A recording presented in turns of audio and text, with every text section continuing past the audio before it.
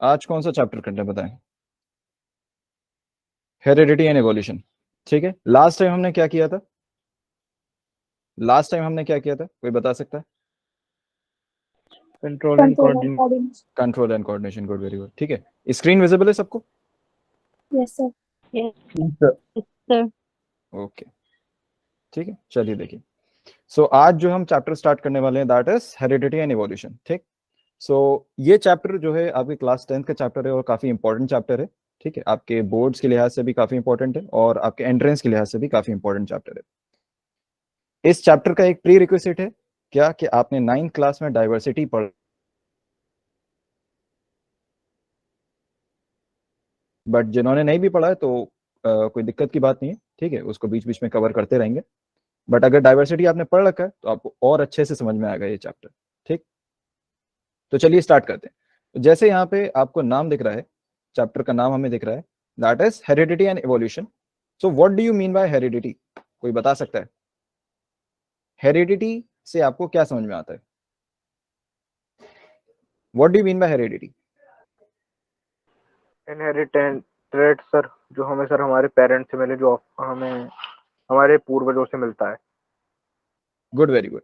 ठीक, हेरिडिटी का क्या मतलब है कि जो ट्रेट्स ट्रेट्स या कैरेक्टर्स ट्रेट्स या कैरेक्टर्स जो हम इनहेरिट करते हैं। ठीक, जो हम इनहेरिट करते हैं मतलब जो हमारी फैमिली में वो चीज एग्जिस्ट करती रहती है। And what do you mean by evolution? What do you mean by evolution? Heredity तो चलिए समझ में आ गया, इवोल्यूशन। सर चेंजेस आते हैं सर, जो वेरिएशन। इवोल्यूशन का जो लिटरल मीनिंग है दैट इज, इवोल्यूशन का लिटरल मीनिंग क्या है? डेवलपमेंट। इवोल्यूशन का जो लिटरल मीनिंग है that is to unfold, to unfold, या फिर क्या कहें, टू रिवील, टू अनफोल्ड या फिर टू रिवील। कोई चीज छुपी हुई है उसको दिखाना। ठीक है, या फिर कोई चीज जो हमको जिसकी नॉलेज नहीं है उसका पता लगाना, दैट इज इवोल्यूशन। ठीक है, ये इसका लिटरल मीनिंग है। सो इस चैप्टर में इवोल्यूशन और हेरिडिटी को हम पढ़ेंगे, ये दो पार्ट्स में हम इसको पढ़ेंगे। ठीक है, लगभग 2 क्लासेस आपकी हेरिडिटी में जाएंगी और 2 क्लासेस ही लगभग आपकी इवोल्यूशन में जाने वाली है। ठीक, तो हेरिडिटी में हम क्या पढ़ने वाले हैं? हेरिडिटी में सबसे पहले हम स्टार्ट करेंगे कुछ बेसिक टर्मिनोलॉजी से। ठीक है, कुछ बेसिक हमारी टर्मिनोलॉजीज आएंगी। सबसे पहले कुछ हमारी बेसिक टर्म्स आएंगी, टर्मिनोलॉजीज। ठीक, और वो पढ़ना जरूरी क्यों है? क्योंकि काफी सारी टर्मिनोलॉजीज को पढ़ के ही आपको समझ में आ जाएगा चैप्टर में क्या क्या है। ठीक है, कुछ टर्मिनोलॉजीज है, उसके बाद हमको पढ़ना है, किसके बारे में? जो क्या है, एक ग्रेट साइंटिस्ट रहे नोन एज जीजे मेंडल। जीजे मेंडल। तो मेंडल के बारे में कुछ एक ब्रीफ हिस्ट्री हमको पढ़नी है। उसके बाद मेंडल के बाद हमको क्या पढ़ना है? मेंडल के बाद हम क्या पढ़ेंगे? कुछ मेंडल के एक्सपेरिमेंट्स, मेंडल के एक्सपेरिमेंट्स। ठीक, मेंडल के एक्सपेरिमेंट्स। और मेंडल के एक्सपेरिमेंट्स के बाद हम क्या करेंगे? मेंडल के एक्सपेरिमेंट्स के बाद मेंडल ने कुछ क्रॉसेस किए हैं, सो उन क्रॉसेस के बारे में हमको पढ़ना है। वो कौन से क्रॉसेस होने वाले हैं? Monohybrid cross and dihybrid cross. ठीक, तो ये सब हम कवर करने वाले हैं किसमें? हेरिडिटी में। ओके, और इसके बाद एवोल्यूशन में हम क्या पढ़ने वाले हैं? एवोल्यूशन में देखिए कुछ एवोल्यूशन का जो पार्ट है वो बेसिकली क्या है, थ्योरेटिकल है और काफी वास्ट है। तो इसको जितना आसानी से हो सकता है मैं उसको एक्सप्लेन करने की कोशिश करूंगा। और एवोल्यूशन को 3 पार्ट्स में हम पढ़ेंगे। सबसे पहले हम पढ़ने वाले हैं थ्योरी ऑफ ओरिजिन। और किसका ओरिजिन? Origin of universe. ये दुनिया कैसे ओरिजिनेट हुई, ओरिजिन ऑफ यूनिवर्स। उसके बाद हम क्या पढ़ेंगे? Origin of life, origin of life. और उसके बाद हम क्या पढ़ने वाले हैं? एवोल्यूशन ऑफ ह्यूमंस, ह्यूमंस का एवोल्यूशन। क्लियर है भाई? बात समझ में आ रही है? ठीक है, यस सर। इसमें से काफी सारी चीजें हैं जो आप लोगों ने ऑलरेडी पढ़ रखी होंगी, बट सर क्योंकि, हाँ बताएं भाई। सर थोड़ा हिंदी मीडियम में बताइए सर, क्योंकि हिंदी मीडियम से है ना। देखिए मीडियम कोई भी हो आपका, चाहे इंग्लिश मीडियम हो या हिंदी मीडियम हो, सिलेबस सेम है। सिलेबस तो सेम सर, जैसा कुछ जैसे हेरिडिटी है इसमें कुछ हिंदी में, हिंदी मीडियम में, हिंदी मीडियम में अलग बोलते हैं। यार अब इसमें तो मैं हेल्प नहीं कर पाऊंगा आपकी हेरिडिटी को हिंदी मीडियम में और एवोल्यूशन को हिंदी मीडियम में कन्वर्ट करने में, ठीक है। तो ये कुछ टर्म हेरिडिटी आप, को आनुवांशिकता कहते हैं। हाँ ये तो कुछ टर्म्स आपको अपने ही एंड से एनसीईआरटी से टैली करनी पड़ेंगी, ठीक है। और अगर आप ओके। फर्दर इंग्लिश मीडियम में जाने वाले हैं तो आपके लिए भी बेहतर यही होगा कि आप क्या करें, हर चीज को इंग्लिश में कन्वर्ट करके पढ़ें। बात समझ में आ रही है? Yes sir. ठीक है, ये तो आपको काम अपने एंड पे करना होगा, ठीक है। और इसको आप ऐसे समझ सकते हैं कि मैं आपको हेरिडिटी पढ़ा रहा हूँ, ठीक है। तो आप ये समझ लें कि एक चीज है हेरिडिटी, और उसके बारे में आपको क्या क्या चीजें बता रहा हूँ आप वो समझ लें, और फिर आप अपनी हिंदी की जो एनसीईआरटी है उससे टैली कर लें कि इनके जो वर्ड्स हैं वो क्या है। Yes sir. मैं कोशिश करूंगा कि जितना हिंदी में हो सकता है इसको उतना हिंदी में एक्सप्लेन करूं, ठीक है।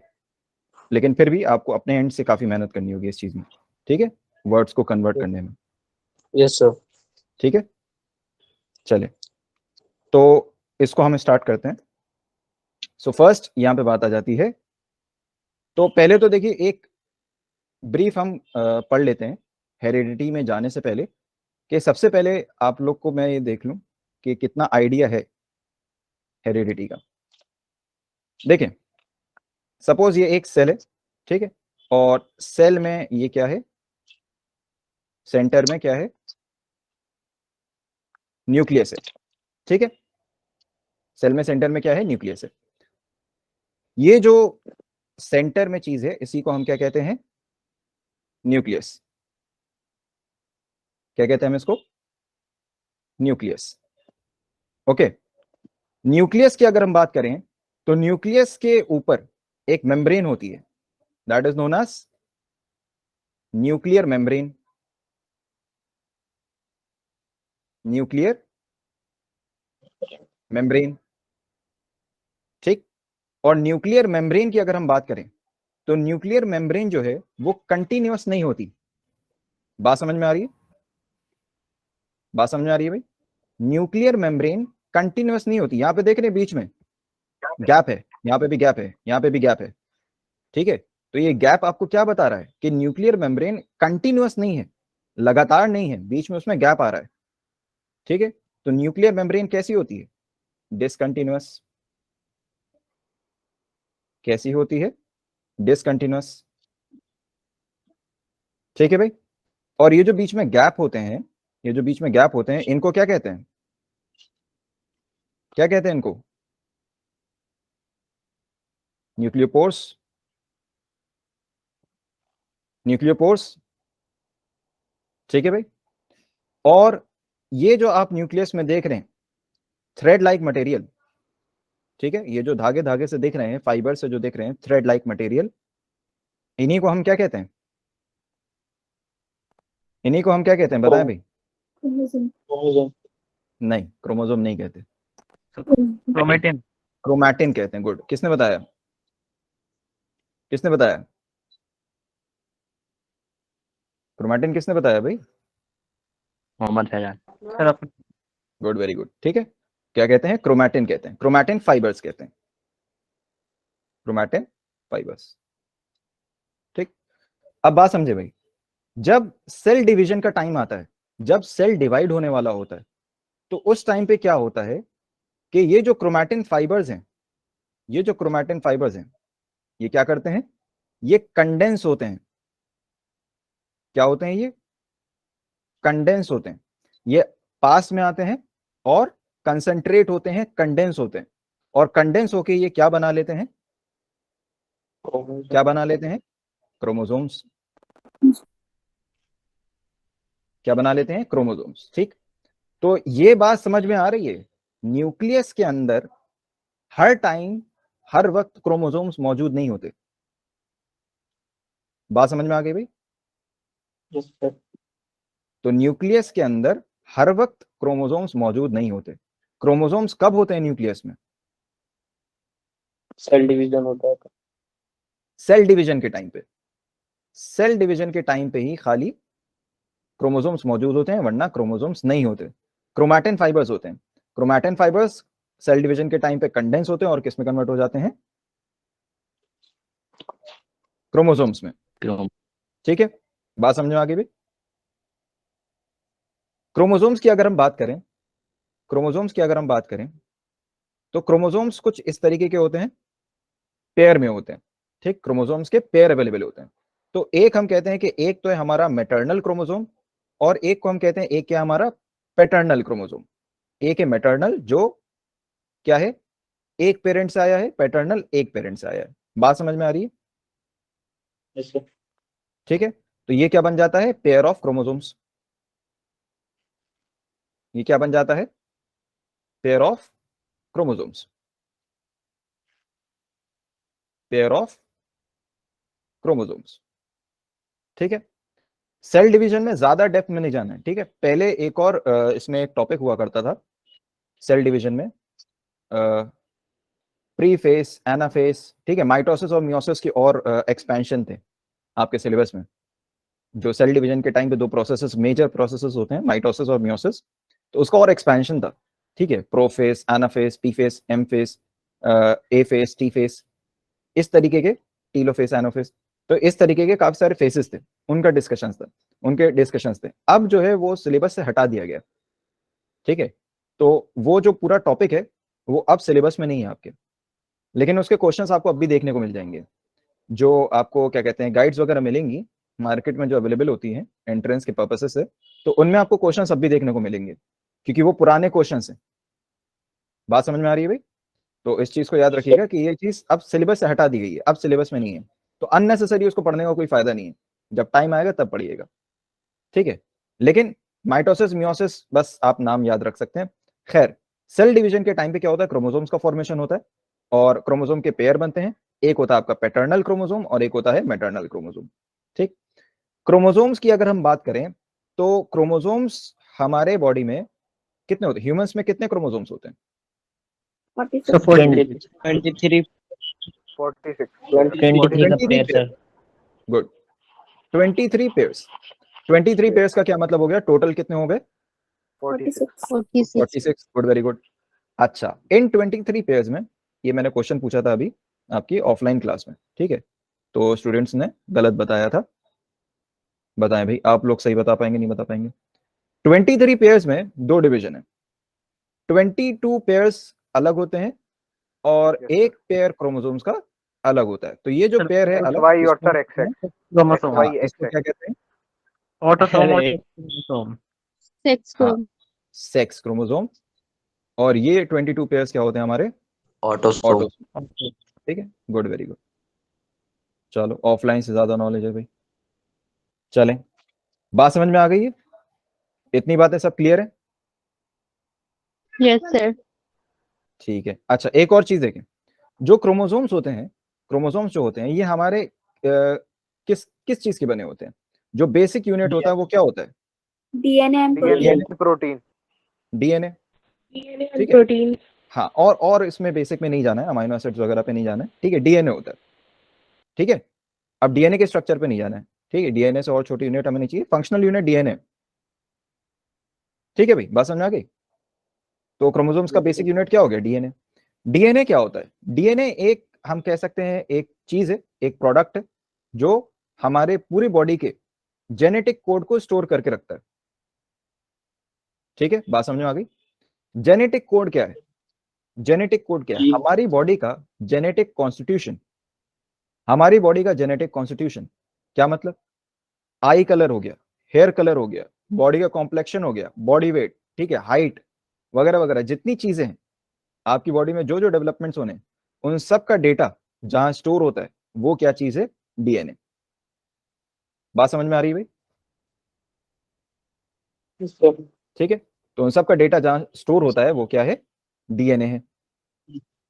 ठीक, और डीएनए को हम इस तरीके से समझ सकते हैं, डीएनए और क्रोमोसोम को इस तरीके से समझ सकते हैं कि जैसे एक फैक्ट्री में कोई प्रोडक्ट बना, कोई मोबाइल फोन बना, एक प्रोडक्ट बना। अब उस मोबाइल फोन को किसी कस्टमर तक जाना है, ठीक है, उसके घर तक पहुंचाना है, तो किसके थ्रू पहुंचाया जाएगा? कोई ट्रांसपोर्ट मीडियम होगा, ट्रक हो गया, कोई भी चीज हो गई, ठीक है, ट्रांसपोर्टेशन का मीडियम होगा कोई। बात समझ में आ रही है? ठीक। सर तो वो जो प्रोडक्ट है, वो जो प्रोडक्ट है वो क्या है? डीएनए। प्रोडक्ट क्या है? डीएनए। और वो जो ट्रांसपोर्टेशन का मीडियम है, वो जो ट्रांसपोर्टेशन का मीडियम है वो क्या है? वो क्या है? क्रोमोसोम। वो जो ट्रांसपोर्टेशन का मीडियम है वो क्या है? क्रोमोसोम है। बात समझ में आ गई? सर ठीक है। तो डीएनए और क्रोमोसोम में ये चीज है, ठीक है। तो क्रोमोसोम किसका बना है? डीएनए का बना है। और डीएनए क्या काम करता है? डीएनए में क्या है? हमारा जेनेटिक कोड या हमारा जेनेटिक कॉन्स्टिट्यूशन का सारा डेटा कहां स्टोर्ड है? डीएनए में। क्लियर है ये सारी बातें? इसमें किसी को डाउट? No sir. आरएनए क्या होता है? आरएनए क्या होता है? एक और वर्ड आया, आरएनए, ठीक है। तो डीएनए क्या है? डीएनए क्या है? डीएनए क्या है? डीएनए का फुल फॉर्म क्या होता है? Deoxy deoxynucleic ribo, acid. Deoxy nucleic, deoxy ribo nucleic acid, ठीक। और आरएनए क्या होता है? Ribonucleic acid. ठीक है, ribo nucleic acid, ribo nucleic acid, ठीक है। तो इन दोनों को अगर आप देखें, ठीक है, इन दोनों को अगर आप देखें तो इन दोनों में फर्क क्या है? कि डीएनए आरएनए ही होता है, बस डीएनए और आरएनए के स्ट्रक्चर में फर्क होता है, ठीक है। डीएनए और आरएनए के स्ट्रक्चर में फर्क होता है। ये दोनों जो हैं एक तरीके से पेंटोज शुगर होते हैं, ठीक है। पेंटोज शुगर होते हैं और इनके एंड्स पे जो है मॉलिक्यूल्स लगे होते हैं, ठीक है। तो उतना डेप्थ में आपको नहीं जाना है, बस एक में OH प्रेजेंट होता है एक जगह पे, एक में OH नहीं होता, ठीक है। तो उसमें उतना डेप्थ में स्ट्रक्चर में आपको नहीं जाना, ठीक है। बस इतना याद रखें कि डीएनए क्या है? Deoxyribonucleic acid. आरएनए क्या है? राइबोन्यूक्लिक एसिड, ठीक है। यहाँ पे ऑक्सी ग्रुप प्रेजेंट होता है, यहाँ पे प्रेजेंट नहीं होता, ठीक है भाई। चलिए नेक्स्ट देखें, ठीक है। देखें भाई, फर्स्ट पॉइंट देखें यहाँ पे क्या है?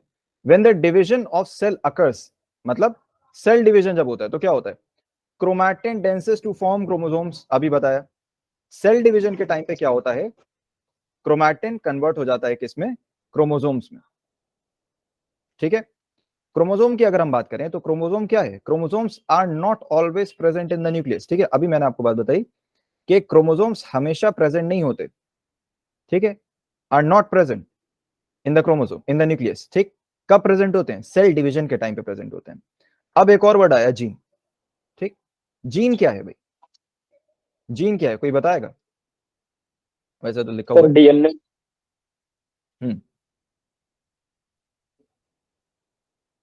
बताएं भाई, जीन क्या है? डीएनए की मूलभूत इकाई। ठीक है। तो डीएनए और जीन में क्या फर्क है? डीएनए और जीन में क्या फर्क है? क्या दोनों सेम है? क्या मैं दोनों को सेम कह सकता हूं? क्या कोई कंडीशन ऐसी बन सकती है कि मैं दोनों को सेम कहूं?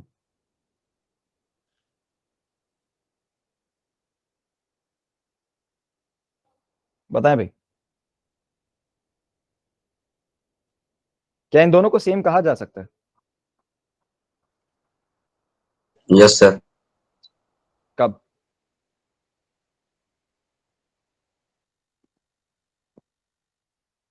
कैसे सेम कह सकते हैं दोनों को?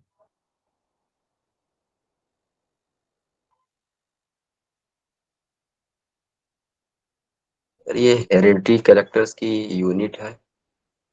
ठीक है। अगर सेम कह सकते हैं, अगर दोनों एक ही चीज हैं, तो फिर अलग अलग नाम क्यों है? डीएनए और जीन में फर्क क्या हुआ फिर?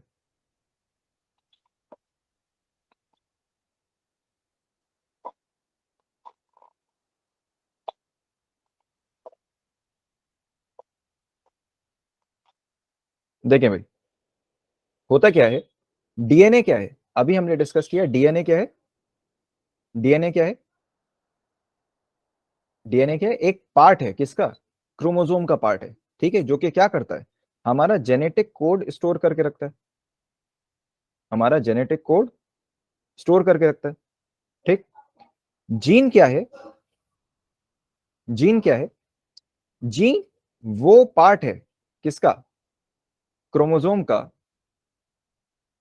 क्रोमोसोम का वो पार्ट है जिसमें कैपेबिलिटी है किसी कैरेक्टर या ट्रेट को कंट्रोल करने की। समझे भाई इस बात को, क्या मतलब हुआ इस बात का, इस बात का ये मतलब है, ठीक है, ये स्पेलिंग मिस्टेक हो गई, ठीक है, क्रोमैटिन है ये, ठीक। तो इस बात का क्या मतलब है, इस बात का ये मतलब है कि जीन क्या है, जीन सेगमेंट है, ठीक है, जीन एक सेगमेंट है, एक हिस्सा है क्रोमोसोम का, ठीक है, जिसके पास वो कैपेबिलिटी है कि वो किसी ट्रेट या कैरेक्टर को कंट्रोल कर सके। मतलब अगर हम एक एग्जांपल ले लें, तो एग्जांपल के तौर पे हम एक कैरेक्टर ले लेते हैं, जैसे सपोज हाइट, तो मैंने एक कैरेक्टर ले लिया हाइट, हाइट कैरेक्टर मैंने ले लिया। अब जो हाइट कैरेक्टर है, ठीक है, तो इसको कंट्रोल करने में, इसको कंट्रोल करने में कितने डीएनए लग रहे हैं, ठीक है, तो वही क्या कहलाएंगे, जीन। वो जीन किसका होगा, हाइट का, ठीक। अब जीन में हो सकता है आपका एक डीएनए आ रहा हो सकता है 2 डीएनए आ रहा हो सकता है 10 डीएनए आ रहे हो सकता है 100 डीएनए आ रहे हो, ठीक है, तो वो डिपेंड करेगा, ठीक। लेकिन जीन और डीएनए को सेम कहा जा सकता है क्या, क्वेश्चन मेरा ये था, जीन और डीएनए को सेम कहा जा सकता है क्या, बिल्कुल कहा जा सकता है। कब कहा जा सकता है, जीन और डीएनए को सेम कहा जा सकता है, कब कहा जा सकता है, अगर जीन में खाली क्या हो, एक डीएनए आ रहा हो, अगर जीन में सिर्फ एक डीएनए है तो जीन और डीएनए क्या हो गए, बराबर हो गए।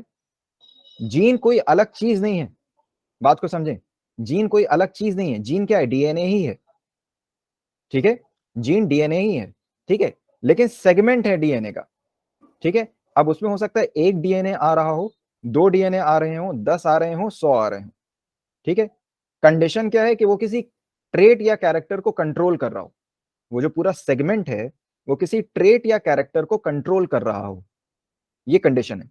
अगर ये कंडीशन फुलफिल हो रही है तो फिर वो जीन है, ठीक। अब उसमें अगर एक डीएनए आ रहा है जीन में, तो फिर जीन और डीएनए क्या हो गए, सेम हो गए। बात समझ में आ गई भाई, किसी को कोई डाउट, नो सर। ठीक है। नेक्स्ट देखें, ये जो टर्म है जेनेटिक्स, ये जो टर्म है जेनेटिक्स, ठीक है, it was first given by William Bateson, एक साइंटिस्ट थे जिनका क्या नाम था, विलियम बेटसन, ठीक है। उन्होंने सबसे पहले ये टर्म कॉइन करी थी, दैट इज जेनेटिक्स, ठीक है। और विलियम बेटसन को ही क्या कहा जाता है, father of modern genetics, father of modern genetics, ठीक। William Bateson is known as father of modern genetics, ठीक है। नेक्स्ट एक पॉइंट लिखें, नेक्स्ट पॉइंट देखें, जेनेटिक्स, ठीक है। बुक में मेंडल लिखा है क्या हुआ, सर, मेंडल लिखा है हमारी बुक में। हाँ बता ये रहा हूँ, आ रहा हूँ उस पर भी आ रहा हूँ, सबर करो, ठीक है। जेनेटिक्स, तो जेनेटिक्स की अभी हमने बात करी, जेनेटिक्स क्या है, genetics is the branch of biology that deals with variation and heredity, ठीक। तो बायोलॉजी की वो ब्रांच जहां पे हम वेरिएशन और हेरिडिटी को स्टडी करते हैं, उसी को हम क्या कहते हैं, जेनेटिक्स, ठीक है। बात समझ में आ गई भाई, और इस चैप्टर में हम वेरिएशन हेरिडिटी दोनों को स्टडी कर रहे हैं, ठीक है।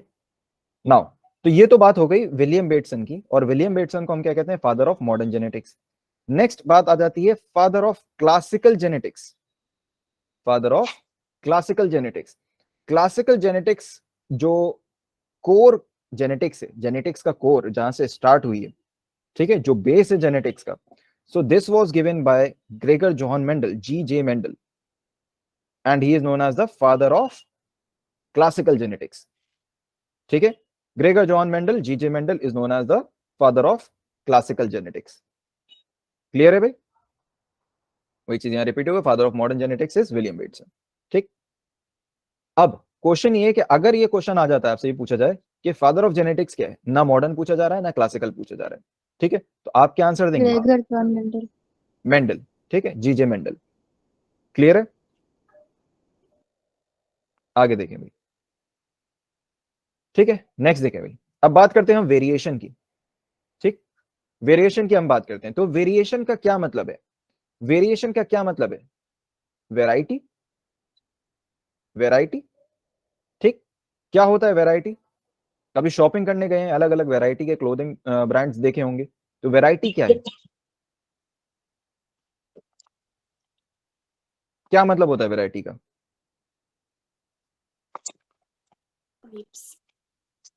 क्या बताया? Sir difference. डिफरेंस। ठीक है, डिफरेंस, वैरायटी इज डिफरेंस। ठीक, तो कोई भी दो चीजों में डिफरेंस क्रिएट करना, दैट इज वेरिएशन। ठीक, तो वेरिएशन क्या है? सिंपल टर्म्स में हम समझ सकते हैं वेरिएशन क्या है? डिफरेंसेस दैट अकर, ठीक है, बिटवीन इंडिविजुअल्स, ठीक है, between individuals of same species. एक ही स्पीशीज के इंडिविजुअल्स के बीच में जो डिफरेंसेस क्रिएट हो रहे हैं वो क्या है? वेरिएशन है। बात समझ में आ रही है? एक ही स्पीशीज के इंडिविजुअल्स के बीच में जो डिफरेंसेस क्रिएट हो रहे हैं वही क्या है? वेरिएशन है। ठीक है, आप कोई भी दो ह्यूमन बींग्स को देखें तो वो अलग होंगे, जबकि दोनों क्या है? ह्यूमन बींग्स हैं। क्लियर है? बात समझ में आ रही है भाई? एक आप हैं, आप अपने पड़ोसी को देखें तो दोनों एक दूसरे से अलग होंगे, जबकि वो भी ह्यूमन बींग है, आप भी ह्यूमन बींग है, तो सेम स्पीशीज है। ठीक है, लेकिन क्या है? कैरेक्टरिस्टिक्स में हम कह सकते हैं जो फीचर्स हैं, एक्सटर्नल फीचर्स हैं, उनमें क्या है? डिफरेंसेस आ गए हैं, तो वही क्या है? वेरिएशन है। ठीक है, एक और चीज समझें वेरिएशन के बारे में, कि इससे हमें एक चीज क्या समझ में आती है कि कोई भी दो इंडिविजुअल हो, उनमें 100% रिजेंबलेंस हो ही नहीं सकता। 100% रिजेंबलेंस कभी नहीं होगा। कोई भी दो इंडिविजुअल हो, वो कभी भी 100% आइडेंटिकल नहीं हो सकते, एक्सेप्ट ट्विंस। जो जुड़वा लोग होते हैं उनको छोड़कर कोई भी दो इंडिविजुअल्स आइडेंटिकल नहीं हो सकते। ठीक है, बात समझ में आ रही है? क्लियर है भाई? कोई डाउट? Yes sir. कोई डाउट है? बताओ क्या डाउट है।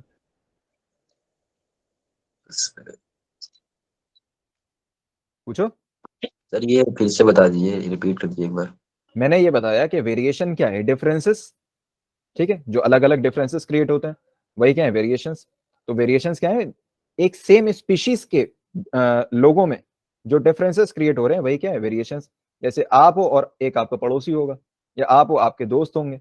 ठीक है, सब ह्यूमन बींग्स हैं, लेकिन सब क्या है? अलग है, डिफरेंट है। ठीक है, तो यही क्या है? वेरिएशंस है। और कोई भी दो इंडिविजुअल्स बिल्कुल आइडेंटिकल नहीं हो सकते। 100% रिजेंबलेंस, 100% आइडेंटिकल नहीं हो सकते। 100% आइडेंटिकल नहीं हो सकते, कभी नहीं हो सकते। ठीक है, एक्सेप्ट ट्विंस। जुड़वा लोगों को छोड़कर, ट्विंस को छोड़कर कोई भी दो इंडिविजुअल्स आइडेंटिकल नहीं हो सकते। ठीक है भाई? Yes sir. चलिए, अब देखिए वेरिएशंस के टाइप्स होते हैं। ठीक, दो तरीके के वेरिएशंस होते हैं। एक तो फर्स्ट आपका आ जाता है सोमैटिक वेरिएशन। ठीक, सोमैटिक वेरिएशन या एक्वायर्ड वेरिएशन। सोमैटिक वेरिएशन या एक्वायर्ड वेरिएशन। ठीक, इसके भी बारे में हमने पहले पढ़ा है, उसमें कंट्रोल एंड कोऑर्डिनेशन में एक्वायर्ड ट्रेट्स, ठीक, और इनहेरिटेड ट्रेट्स। ठीक, तो उसमें शायद आपको याद हो। तो एक्वायर्ड वेरिएशंस का क्या मतलब है? जो हम एक्वायर करें, एक इंडिविजुअल जो अपने लाइफ टाइम में ट्रेट्स या वेरिएशंस एक्वायर करता है, वो क्या है? एक्वायर्ड वेरिएशंस या सोमैटिक वेरिएशंस। ठीक, अच्छा, इसको और अच्छे तरीके से ये समझें, सोमैटिक सेल्स और जर्म सेल्स में क्या डिफरेंस है? सोमैटिक सेल्स और जर्म सेल्स, सोमैटिक सेल्स और जर्म सेल्स, इनमें क्या डिफरेंस है? देखिए भाई, हमारी बॉडी में दो तरीके के सेल्स होते हैं। या तो हमारे बॉडी में सोमैटिक सेल होंगे, मतलब हमारी बॉडी के सेल्स या तो सोमैटिक होंगे या फिर जर्म सेल होंगे। कोई भी आप सेल अगर उठा के देख रहे हैं, या तो जर्म सेल होगा या फिर सोमैटिक सेल होगा। ठीक, तो जर्म सेल क्या होते हैं? Germ cells are the cells of gonads. तो जो हमारे गोनाड्स हैं उनके जो सेल्स हैं वो क्या होते हैं? जर्म सेल होते हैं। ठीक है, या हम क्या कह सकते हैं इनको? Gamete cells. जो हमारे गैमीट सेल्स होते हैं वो क्या होते हैं? जर्म सेल्स होते हैं। क्लियर है? बात समझ में आ रही है? जैसे एग्जांपल, एग्जाम्पल बताएं भाई। Sperm, ovum. Good, very good. Sperm cell हो गए, ओवम हो गया, एग सेल हो गया। ठीक है, तो ये क्या है? जर्म सेल्स है। ठीक, और दूसरे क्या है इनके अलावा जितने सेल्स हैं वो सब क्या है? Somatic sales. ठीक है, हमारे ब्रेन के सेल, स्पाइनल कॉर्ड के सेल, फेस के सेल, मसल्स के सेल, ये सब क्या है? Somatic sales. बोन के सेल, ये सब क्या है? सोमैटिक सेल्स है।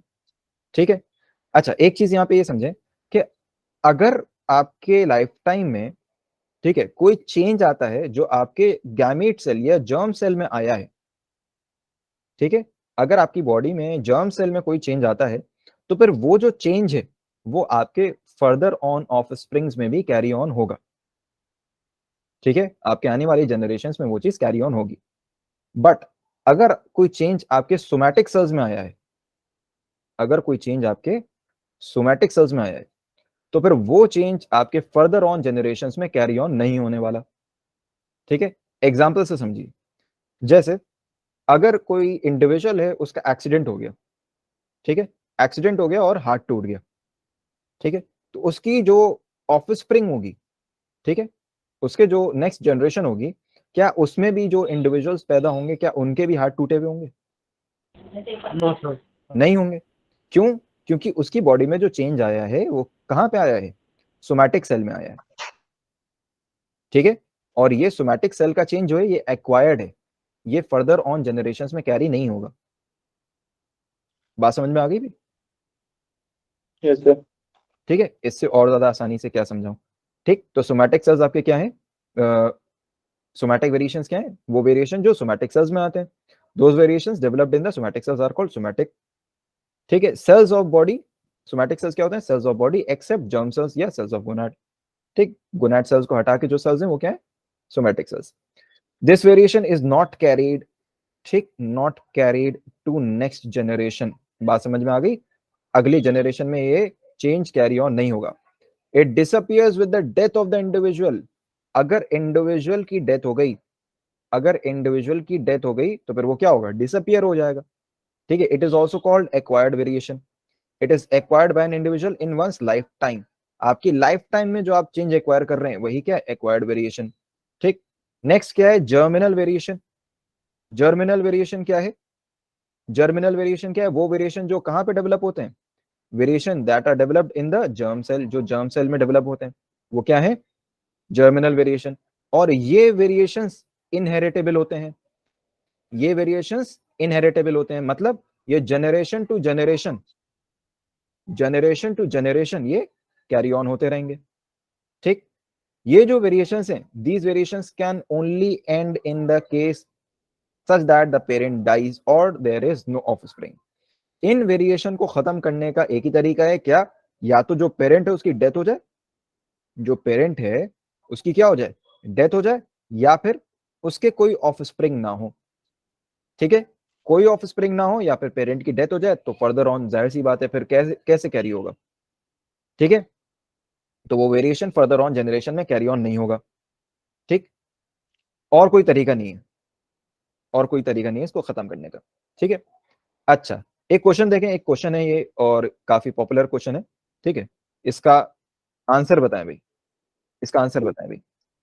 What is the ultimate source of variation? What is the ultimate source of variation?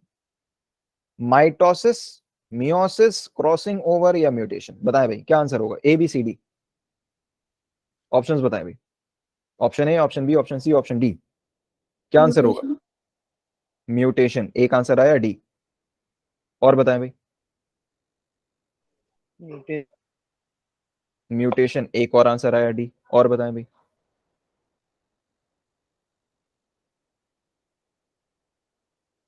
और कोई बताए भाई।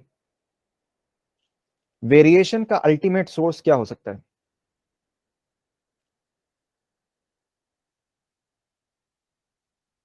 What is the ultimate source of variation? Sir C. C, चलिए हाँ, मैं अभी ये सोचने वाला था कि शायद सब लोग साथ में बैठे हुए। चलिए सी। और सर डी। डी, अरे साथ ही में बैठे हुए हैं सब। चलो भाई, आंसर डी है, आंसर डी है भाई, म्यूटेशन। ठीक है, देखिए भाई म्यूटेशन होता क्या है, कोई बता सकता है? Changing in gene. Good, very good. Gene में मैनिपुलेशन, ठीक है, जीन में मैनिपुलेशन या हम कह सकते हैं जीन सीक्वेंसिंग में ऑल्टरेशन। जीन सीक्वेंसिंग में क्या हो, ऑल्टरेशन हो, चेंजेस आ जाए। जो आपका डीएनए का सीक्वेंस है, डीएनए कुछ इस तरीके का होता है, ठीक है, ये मैंने आपको 2D में बना के दिखा रहा हूं, इसको समझ जाइएगा 3D में, ठीक है। कुछ इस तरीके का जीन होता है आपका, और ये हेक्सिकल स्ट्रक्चर कहलाता है, ठीक। ये जो है इसके स्ट्रैंड्स होते हैं, कनेक्टेड होते हैं, ये हेक्सिकल स्ट्रक्चर कहलाता है भाई, ठीक है। और ये आगे कंटिन्यू होता रहता है, ठीक है, ये आगे कंटिन्यू होता रहता है। तो देखें भाई, इसके ये जो स्ट्रैंड्स हैं, इसमें क्या होते हैं, जीएनए, इसमें क्या होती है, ये डीएनए सीक्वेंसिंग हो रही होती है। अलग अलग सीक्वेंसेस होते हैं, बहुत सारे मिलियंस के तादाद में सीक्वेंसिंग होते हैं। और मैं आपको एक बात बताऊं, और इसका आपको क्या कहते हैं, समझ में आएगा इसका असर जब मैं इवोल्यूशन में एक चीज आपको बताऊंगा, ठीक है, वहां पे मैं आपको एक कन्वर्जन बताऊंगा, सिमिलैरिटी बताऊंगा एप्स और ह्यूमंस के बीच में, तब आपको वहां पे वो चीज ज्यादा अच्छे से समझ में आएगी। देखें यहाँ पे क्या होता है, मिलियंस की तादाद में सीक्वेंसिंग हो रही होती है, ठीक है, और बहुत बारीकी से सीक्वेंसिंग हो रही होती है, ये नेचुरल है, ठीक है, ये नेचर, कुदरत का एक निजाम है कि बहुत बारीकी के साथ यहाँ पे जो है सीक्वेंसिंग हो रही होती है। और ये सीक्वेंसिंग जो है इतनी क्या कहते हैं, इतनी प्रिसाइज होती है, इतनी एक्यूरेट होती है कि आप इसमें जरा सा भी अगर चेंज करेंगे, इसमें अगर आप जरा सा भी चेंज करेंगे, अगर आपने इतना सा भी सीक्वेंस जो है यहाँ पे ऑल्टर कर दिया, तो बहुत बड़ा जो है आउटकम हो सकता है उसका, उसका बहुत बड़ा आउटकम हो सकता है, ठीक है। इसको इस हिसाब से आप समझें कि ये कोई छोटी मोटी चीज नहीं, बहुत बड़ी चीज है। अभी रिसेंटली क्या हुआ था कि डीएनए सीक्वेंसिंग को करने के लिए क्या हुआ था कि काफी कंट्रीज साथ में आई थी, और उन्होंने एक जो है एक प्रोजेक्ट का प्रपोजल रखा कि हम एक ह्यूमन को लेते हैं और उसके जितना जितना उसका डीएनए, जितना जीन है, उन सबको हम सीक्वेंस करते हैं और कंप्यूटर की इंफॉर्मेशन में उसको स्टोर करके रखते हैं, ठीक। तो उससे क्या होगा कि वो उसको स्टडी कर पाएंगे कि डीएनए के सीक्वेंसिंग जो है वो किस किस तरीके के होते हैं, ठीक है। तो उन्होंने ये प्लान बनाया, बट ये प्लान फिर इतना महंगा पड़ा उन्हें कि एक सिंगल कंट्री उसको अफोर्ड नहीं कर पाई, ठीक। तो मल्टी नेशंस जो है साथ में आए थे, एक सिंगल कंट्री इतना काम नहीं कर पाई, काफी सारे नेशन साथ में आए थे, ठीक है। और बहुत सारा जो है इसमें पैसा लगाने के बाद इस प्रोजेक्ट को किया गया, और उसको नाम दिया गया, इस प्रोजेक्ट को ह्यूमन जीनोम प्रोजेक्ट, ठीक, ह्यूमन जीनोम प्रोजेक्ट, ठीक है। तो उसमें ह्यूमन का जो जीन था उसको सीक्वेंस किया जा रहा था, ठीक है, जितने भी इसमें सीक्वेंसेस अवेलेबल थे उन सबको जो है कंप्यूटर की इंफॉर्मेशन में स्टोर किया जा रहा था, कंप्यूटर मेमोरी में स्टोर किया जा रहा था, ठीक है। तो ये बहुत महंगा काम था, समझ पा रहे हैं आप। तो ये छोटी मोटी चीज नहीं है, ठीक। तो जरा सा भी इसमें अगर चेंज हुआ तो एक बहुत बड़ा डिफरेंस क्रिएट कर सकता है। तो म्यूटेशन में होता क्या है कि अगर कहीं से कोई हाई एनर्जी के रेडिएशंस आ रहे हैं, कोई हाई एनर्जी के रेडिएशंस अगर आ रहे हैं, तो वो क्या करते हैं कि इस डीएनए में से कोई सीक्वेंस हटा के कहीं और पुट कर देंगे, दो सीक्वेंसेस को तोड़ देंगे, उनको कंबाइन कर देंगे, तो ये म्यूटेशन हो जाता है, ठीक है, ये म्यूटेशन हो जाता है। अच्छा, म्यूटेशन जो होता है, it is favourable in plants. Mutation जो होता है ये प्लांट्स में फेवरेबल है। क्या मतलब इस बात का, इस बात का ये मतलब है कि अगर आप प्लांट्स में म्यूटेशन करवा रहे हैं तो उसका एक अच्छा आउटकम आ सकता है, ठीक है। अगर आप प्लांट्स में म्यूटेशन करवा रहे हैं तो उसका एक अच्छा आउटकम आ सकता है, but it is not favourable in animals, it is not favourable in in animals. तो एनिमल्स में ये फेवरेबल नहीं है भाई, बात समझे। प्लांट्स में आप म्यूटेशन करवा सकते हैं, ठीक है, और वो फेवरेबल हो सकता है। दो प्लांट आपने लिए, ठीक है, एक है वेदर रेजिस्टेंट और एक है डिजीज रेजिस्टेंट, दोनों के जीन्स आपने लिए और दोनों के जीन्स को लेके हाइब्रिडाइजेशन करवा दिया, म्यूटेशन करवा दिए, और एक नया प्लांट आ गया जो कि डिजीज रेजिस्टेंट भी है और वेदर रेजिस्टेंट भी है, आपका प्रॉफिट हो गया। एनिमल्स में ऐसा नहीं कर सकते भाई, ठीक है। पता चला आपने एक लायन का जीन ले लिया और एक ह्यूमन का जीन ले लिया और दोनों को लेके कंबाइन कर दिया, लो भाई ये तो एक्स्ट्रा ऑर्डिनरी ह्यूमन बन जाएगा, ऐसा नहीं होता, ठीक है। तो एनिमल्स के केस में म्यूटेशन अगर हो रहा है तो फिर उसके बहुत हजार्डस आउटकम्स कॉन्सिक्वेंसेस हो सकते हैं। ठीक है, ऐसा ही हुआ था, अगर आप लोगों को पता हो थोड़ा सा वर्ल्ड वॉर 2 के बारे में, वर्ल्ड वॉर 2 के बारे में। ठीक, तो वर्ल्ड वॉर 2 में आपको याद हो कि वर्ल्ड वॉर 2 एंड कैसे हुई थी, कोई बता सकता है? वर्ल्ड वॉर 2 कैसे एंड हुई थी, बताएं भाई, वर्ल्ड वॉर 2 कैसे एंड हुई थी?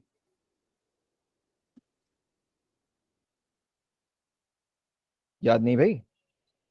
फिर जापान पे हिरोशिमा नागासाकी और हिरोशिमा पे बम बारिश कर रहे थे। हाँ, हिंट देने की जरूरत पड़ती है, क्यों भाई? तो जापान में एटॉमिक बॉम्बिंग करवाई गई थी।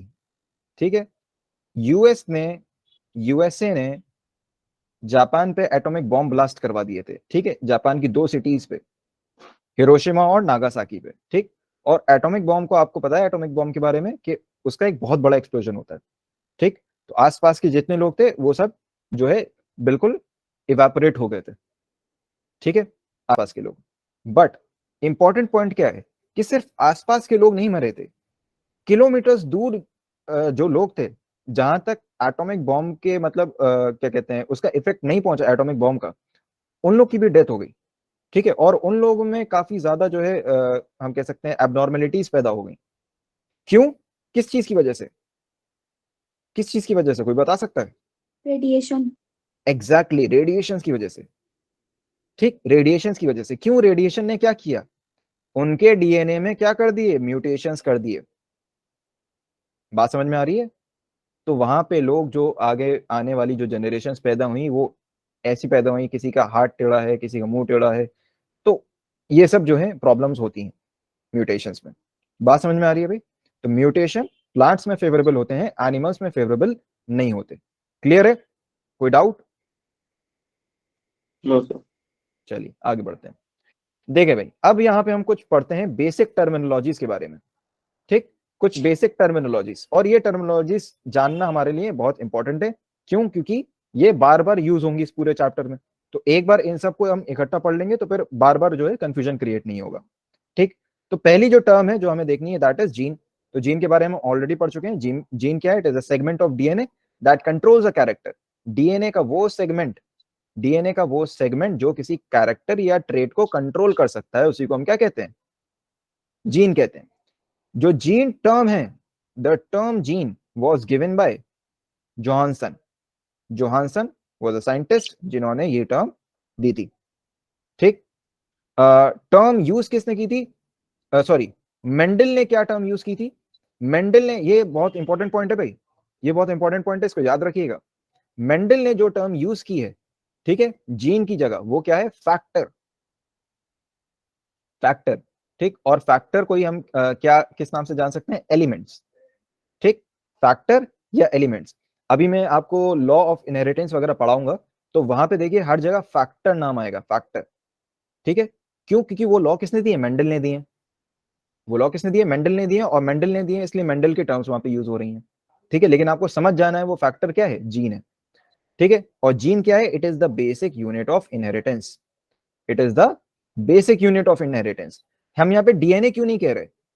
हम यहाँ पे डीएनए क्यों नहीं कह रहे कि DNA is the basic unit of inheritance? कोई बता सकता है डीएनए क्यों नहीं कह रहे?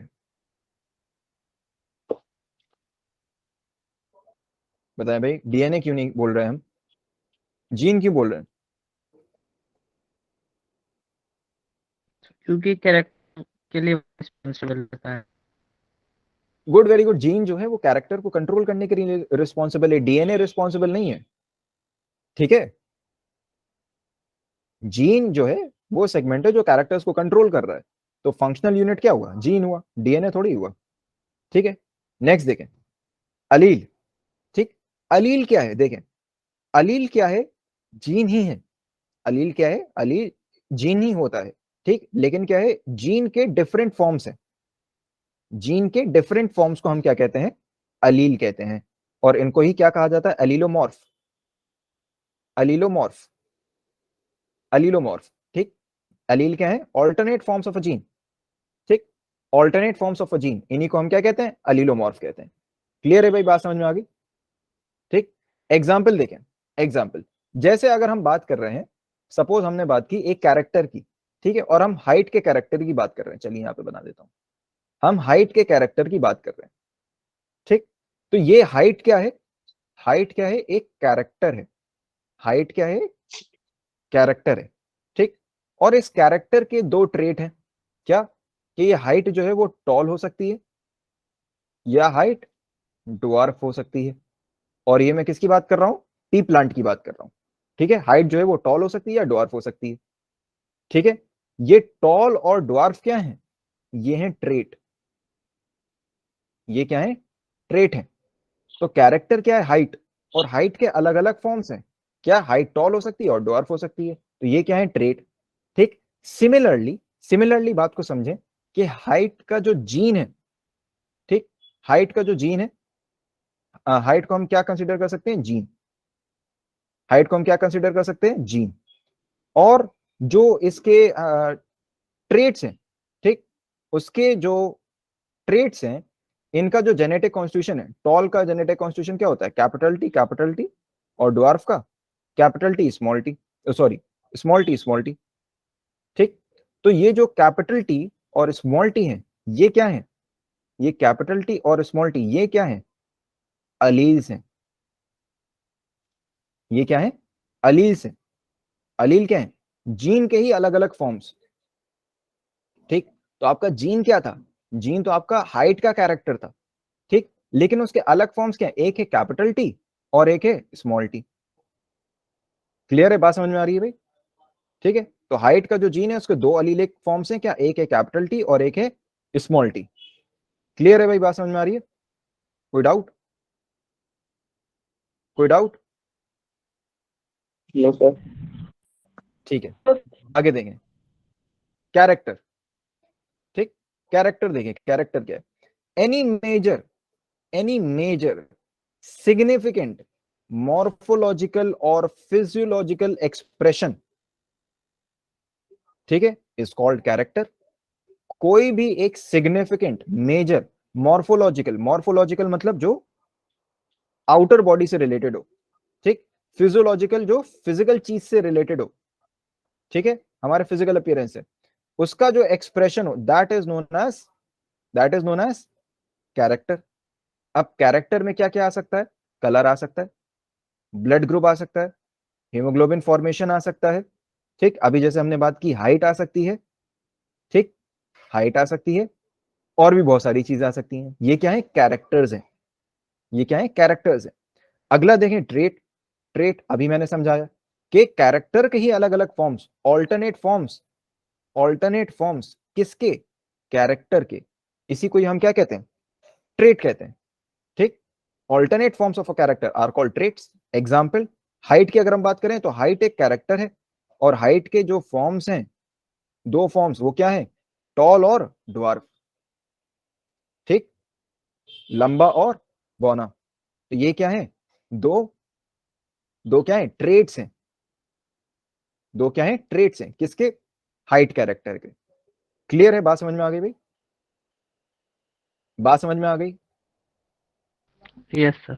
ठीक है भाई, समझते चलें, Yes, sir. बहुत बहुत इंपॉर्टेंट और बहुत बेसिक चीजें हैं ये। अगर यहाँ पे किसी को कोई डाउट हो गया तो फिर वो कभी क्लियर नहीं होने वाला है। कोई भी डाउट हो तो फौरन पूछना। आगे देखें भाई, होमोजाइगस पेयर, ठीक, होमोजाइगस पेयर, पेयर है ये, पेयर, होमोजाइगस पेयर और हेट्रोजाइगस पेयर, इसकी जरा बात कर लेते हैं, ठीक। होमोजाइगस पेयर और हेट्रोजाइगस पेयर, होमोजाइगस का क्या मतलब होता है? होमो मीन्स सेम, होमो मीन्स सेम, और हेट्रो मीन्स डिफरेंट, डिफरेंट। ठीक। तो होमो का क्या मतलब है? होमोजाइगस पेयर का क्या मतलब है? वो पेयर जो सिमिलर हो, वो पेयर जो सिमिलर हो, वो क्या है आपका? Homozygous pair. हेट्रोजाइगस का क्या मतलब है? वो पेयर जो क्या हो? डिफरेंट हो, वो पेयर जो क्या हो? डिफरेंट हो, वो क्या है? हेट्रोजाइगस पेयर, ठीक है। इसको इस डायग्राम से समझें भाई, यहां पे बना रहा हूं, ठीक है, थोड़ा ध्यान लगा के समझिएगा, ठीक।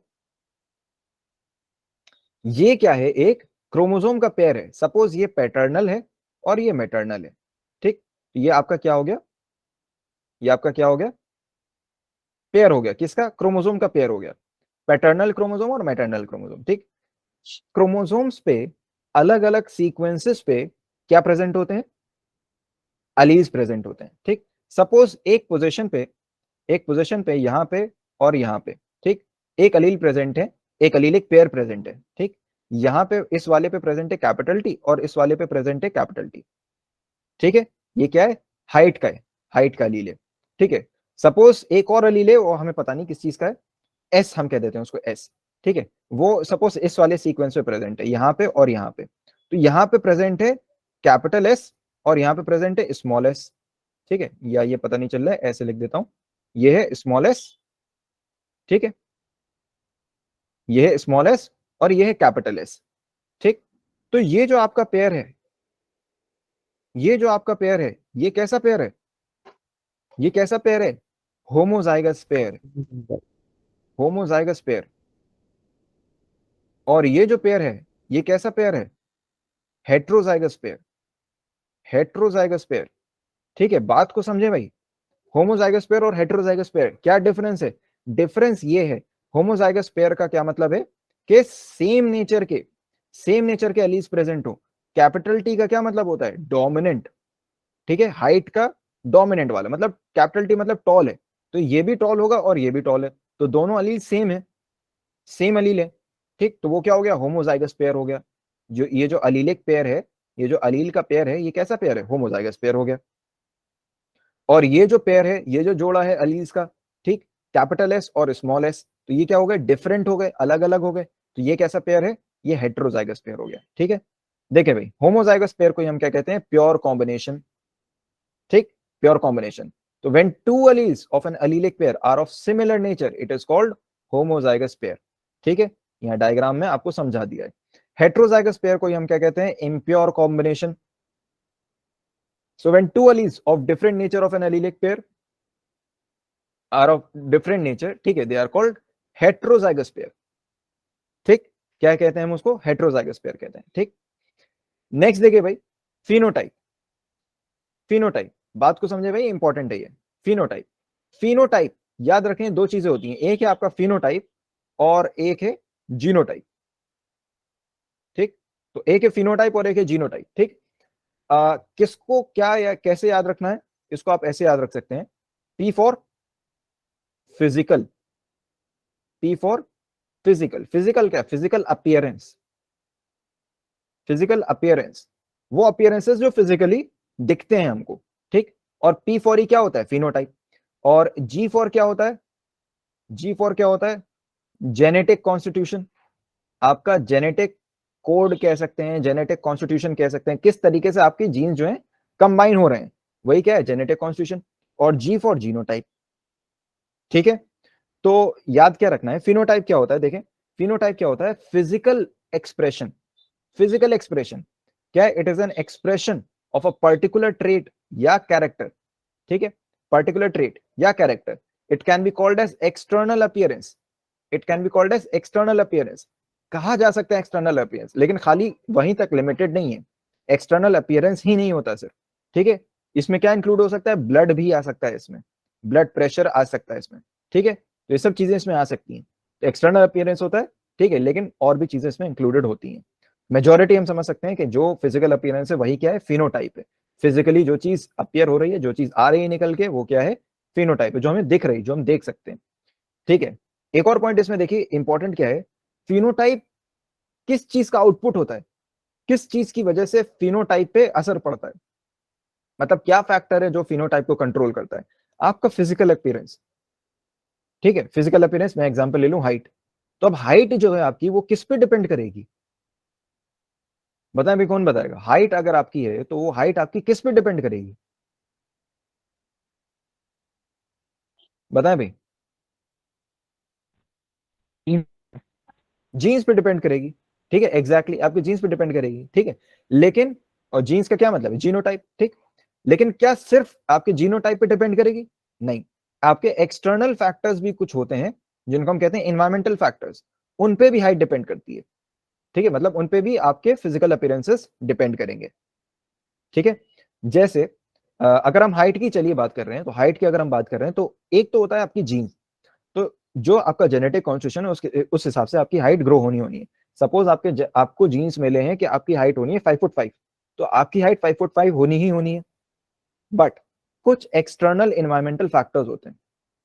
ठीक है, सपोज आप काफी हैवी एक्टिविटी करते हैं, काफी जंपिंग वगैरह करते हैं, ठीक है, और ये आपने काफी जंपिंग वगैरह और आपकी डाइट भी काफी अच्छी है, ठीक है, बहुत ज्यादा आपकी डाइट है, बहुत प्रोटीन है उसमें, बहुत कार्बोहाइड्रेट है, और ये सब आप करते हैं, ये हैवी एक्सरसाइज और आप अपनी अच्छी डाइट लेते हैं ग्रोइंग एज में, तो आपकी जो हाइट है वो 5'5" से काफी ज्यादा ग्रो हो सकती है, 6 फुट तक भी पहुंच सकती है। ठीक है, 6'5" भी हो सकती है। ठीक, अगर आप ज्यादातर बास्केट बॉलर्स को देखें तो बास्केट बॉलर्स जो इंटरनेशनल बास्केट बॉलर्स होते हैं, ठीक है, तो उनकी अगर आप हाइट देखें तो वो 7 फुट में होती है, 7 फुट में होती है। ठीक है, आपको नॉर्मली लोग नहीं देखेंगे 7 फुट के, ठीक है, नॉर्मली लोग नहीं दिखते 7 फुट के, लेकिन वो बास्केट बॉलर्स होते हैं उनकी हाइट उतनी होती है। क्यों? क्योंकि वो अपने इतनी हैवी उनकी जो एक्सरसाइज शेड्यूल होती है उसकी वजह से उनकी बॉडी जो है कंपैटिबल हो जाती है हाइट को इंक्रीज करने में, इतनी जंपिंग करते हो उसकी वजह से उनकी हाइट इंक्रीज हो जाती है और अपनी ग्रोइंग एज में ही उस स्पोर्ट में चले जाते हैं। ठीक, तो जो जीन्स है, जीन्स के अकॉर्डिंग तो हाइट इंक्रीज होनी है, लेकिन उसके बाद भी आपकी हाइट पे जो है फर्क पड़ सकता है। क्लियर है, बात समझ में आ रही है? ठीक, तो जीनोटाइप और एनवायरमेंट दोनों चीजें कंट्रोल करती हैं किसको? फिनोटाइप को। आगे देखें भाई जीनोटाइप क्या है। जीनोटाइप क्या है? अभी जैसे मैंने बताया आपका जेनेटिक कॉन्स्टिट्यूशन या जीन कॉम्बिनेशन, जेनेटिक कॉन्स्टिट्यूशन, उसी को हम क्या कहते हैं? जीनोटाइप। ठीक, क्लियर है, बात समझ में आ गई? फिनोटाइप क्या है, जीनोटाइप क्या है? Homogenous, heterogenous, phenotype, genotype, clear है? Yes sir. ठीक है, अगला देखो भाई, अगला क्या है हमारे पास? डोमिनेंट। अगला क्या है हमारे पास? डोमिनेंट। भाई टाइम मत देखना कोई, ठीक है, मुझे ये टॉपिक आज कवर अप करवाना है, जब तक भी टाइम लगता है, ठीक है, तब तक कवर अप करवाएंगे। डोमिनेंट देखिए भाई, दो चीजें होती हैं, एक है डोमिनेंट और एक है रेसेसिव। ठीक, डोमिनेंट और रेसेसिव क्या मतलब है? आपको वर्ड सही समझ में आ रहा होगा, लिटरल मीनिंग है डोमिनेंट का मतलब जो डोमिनेट करे, ठीक है, और रेसेसिव का मतलब जो रिसीड करे, ठीक है, पीछे हटे। डोमिनेंट का मतलब जो आगे बढ़ के आए, डोमिनेट करे। ठीक, तो दो लोगों की अगर लड़ाई हो रही है तो जो डोमिनेंट है वो कौन है? डोमिनेंट, ठीक है, जिसके पास पावर ज्यादा है, ठीक है, जिसके पास पावर ज्यादा है वो डोमिनेट करेगा लड़ाई में, वो जीतेगा लड़ाई में। क्लियर है, फाइट में वो जीतेगा। और जो रेसेसिव है, जिसके पास पावर कम है, वो क्या करेगा? हार जाएगा। क्लियर है, बात समझ में आ रही है? ठीक है, सेम चीज होती है आपके जेनेटिक कॉन्स्टिट्यूशन में। दो अलील्स होते हैं, दो अलील्स होते हैं, बात को समझे भाई, दो अलील्स होते हैं, एक होता है अलील जो होता है डोमिनेंट अलील, और एक होता है जो होता है रेसेसिव अलील। ठीक, एक होता है डोमिनेंट अलील और एक होता है रेसेसिव अलील। डोमिनेंट अलील कौन सा होता है? डोमिनेंट अलील वो होता है जो क्या करे, अगर उसके सामने कोई रेसेसिव वाला आ गया तो वो उसको डोमिनेट करे, मतलब उसके सामने वो अपनी पावर को एक्सपोज करे। ठीक, तो अगर दो अलील्स आपके पास आ गए, ठीक है, क्या है dominant allele? Allele that can express itself in homozygous as well as in heterozygous condition is called dominant allele। मतलब अगर एक हम समझें, अगर हम हाइट के ले लें, ठीक है, हाइट के एलील्स ले लें तो वो क्या होते हैं? कैपिटल टी और स्मॉल टी। ठीक है, तो इसके क्या क्या कॉम्बिनेशन पॉसिबल है? तो एक तो कॉम्बिनेशन पॉसिबल है कैपिटल टी और कैपिटल टी, एक कॉम्बिनेशन क्या पॉसिबल है? कैपिटल टी स्मॉल टी, और एक स्मॉल टी स्मॉल टी। ठीक, बात को समझे भाई, जब कैपिटल टी के साथ आएगा तब क्या बनता है? टॉल बनता है। जब कैपिटल टी स्मॉल टी के साथ आता है तब क्या बनता है? टॉल, टॉल बनता है। और जब स्मॉल टी आता है तो ड्वार्फ होता है। ठीक है, तो इससे हमको क्या समझ में आया? जब कैपिटल टी के साथ आ रहा है तो टॉल बन रहा है, ठीक, और कैपिटल टी स्मॉल टी के साथ आ रहा है तब भी टॉल बन रहा है। क्या मतलब इस बात का? इस बात का ये मतलब हुआ कि इन दोनों में से जो कैपिटल टी है, टॉलनेस का जो ट्रेट है वो क्या है? डोमिनेंट है, मतलब उसके पास पावर ज्यादा है, वो डोमिनेट कर रहा है। ये क्या कंडीशन होती है? जब दोनों एलील्स डिफरेंट हो। ये कौन सी कंडीशन होती है? अभी बताया था मैंने, हेट्रोजाइगस कंडीशन, जब दोनों एलील्स क्या हो? डिफरेंट हो। बात समझ में आई नहीं आई? ये क्या हेटेरोजाइगस कंडीशन, ये क्या हेटेरोजाइगस कंडीशन, और बाकी दोनों क्या है, बाकी दोनों क्या है, होमोजाइगस है। तो हेटेरोजाइगस कंडीशन में वो अपने आप को एक्सप्रेस कर रहा है, हेटेरोजाइगस कंडीशन में वो अपने आप को एक्सप्रेस कर रहा है, मतलब वो क्या है, डोमिनेंट है। और होमोजाइगस कंडीशन में भी अपने आप को एक्सप्रेस कर रहा है, होमोजाइगस में तो टॉल आ ही रहा है, तो क्या है वो, डोमिनेंट है। क्लियर है, बात समझ में आ गई। ऑन द अदर हैंड अगर आप देखें रेसेसिव को, जो स्मॉल टी है वो खाली स्मॉल टी के ही साथ जब आ रहा है तभी अपने आप को एक्सप्रेस कर पा रहा है भाई, स्मॉल टी कैपिटल टी के साथ आने के बाद एक्सप्रेस नहीं कर पाता अपने आप को। तो स्मॉल टी क्या है, रेसेसिव है, स्मॉल टी क्या है, रेसेसिव है। और एक और बात हमको क्या समझ में आई कि स्मॉल टी सिर्फ होमोजाइगस कंडीशन में ही अपने आप को एक्सप्रेस कर पाता है। स्मॉल टी जो है, जो रेसेसिव एलील होता है, वो अपने आप को सिर्फ होमोजाइगस कंडीशन में ही एक्सप्रेस कर पाता है। या हेटेरोजाइगस में एक्सप्रेस कर पा रहा है क्या, नहीं कर पा रहा। टॉल है हेटेरोजाइगस में, ड्वार्फ नहीं है हेटेरोजाइगस में। तो जो रेसेसिव एलील होता है वो अपने आप को सिर्फ होमोजाइगस, उसके साथ का ही अगर कोई आया वो तभी उससे जो है बात कर पाएगा, उससे जो है उसके साथ एक्सप्रेस कर पाएगा अपने इमोशंस को। अगर एक रेसेसिव कोई है, ठीक है, उसके सामने कोई डोमिनेंट आ गया तो अपने आप को एक्सप्रेस नहीं कर पाएगा, चुप बैठा रहेगा। वो जो डोमिनेंट है वो बोलता रहेगा। बात समझ में आ गई भी। तो यही सेम चीज है यहाँ पे भी, ठीक है।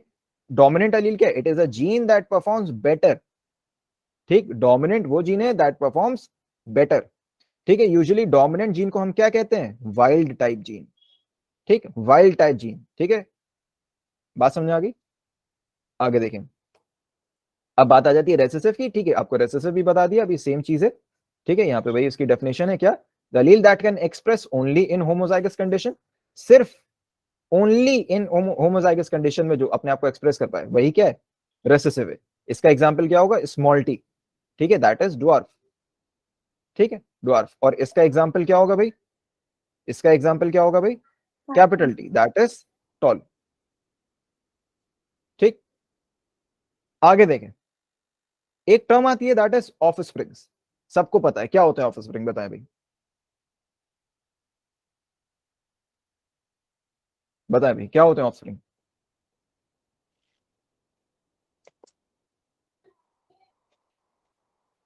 बताएं भाई ऑफ स्प्रिंग क्या है।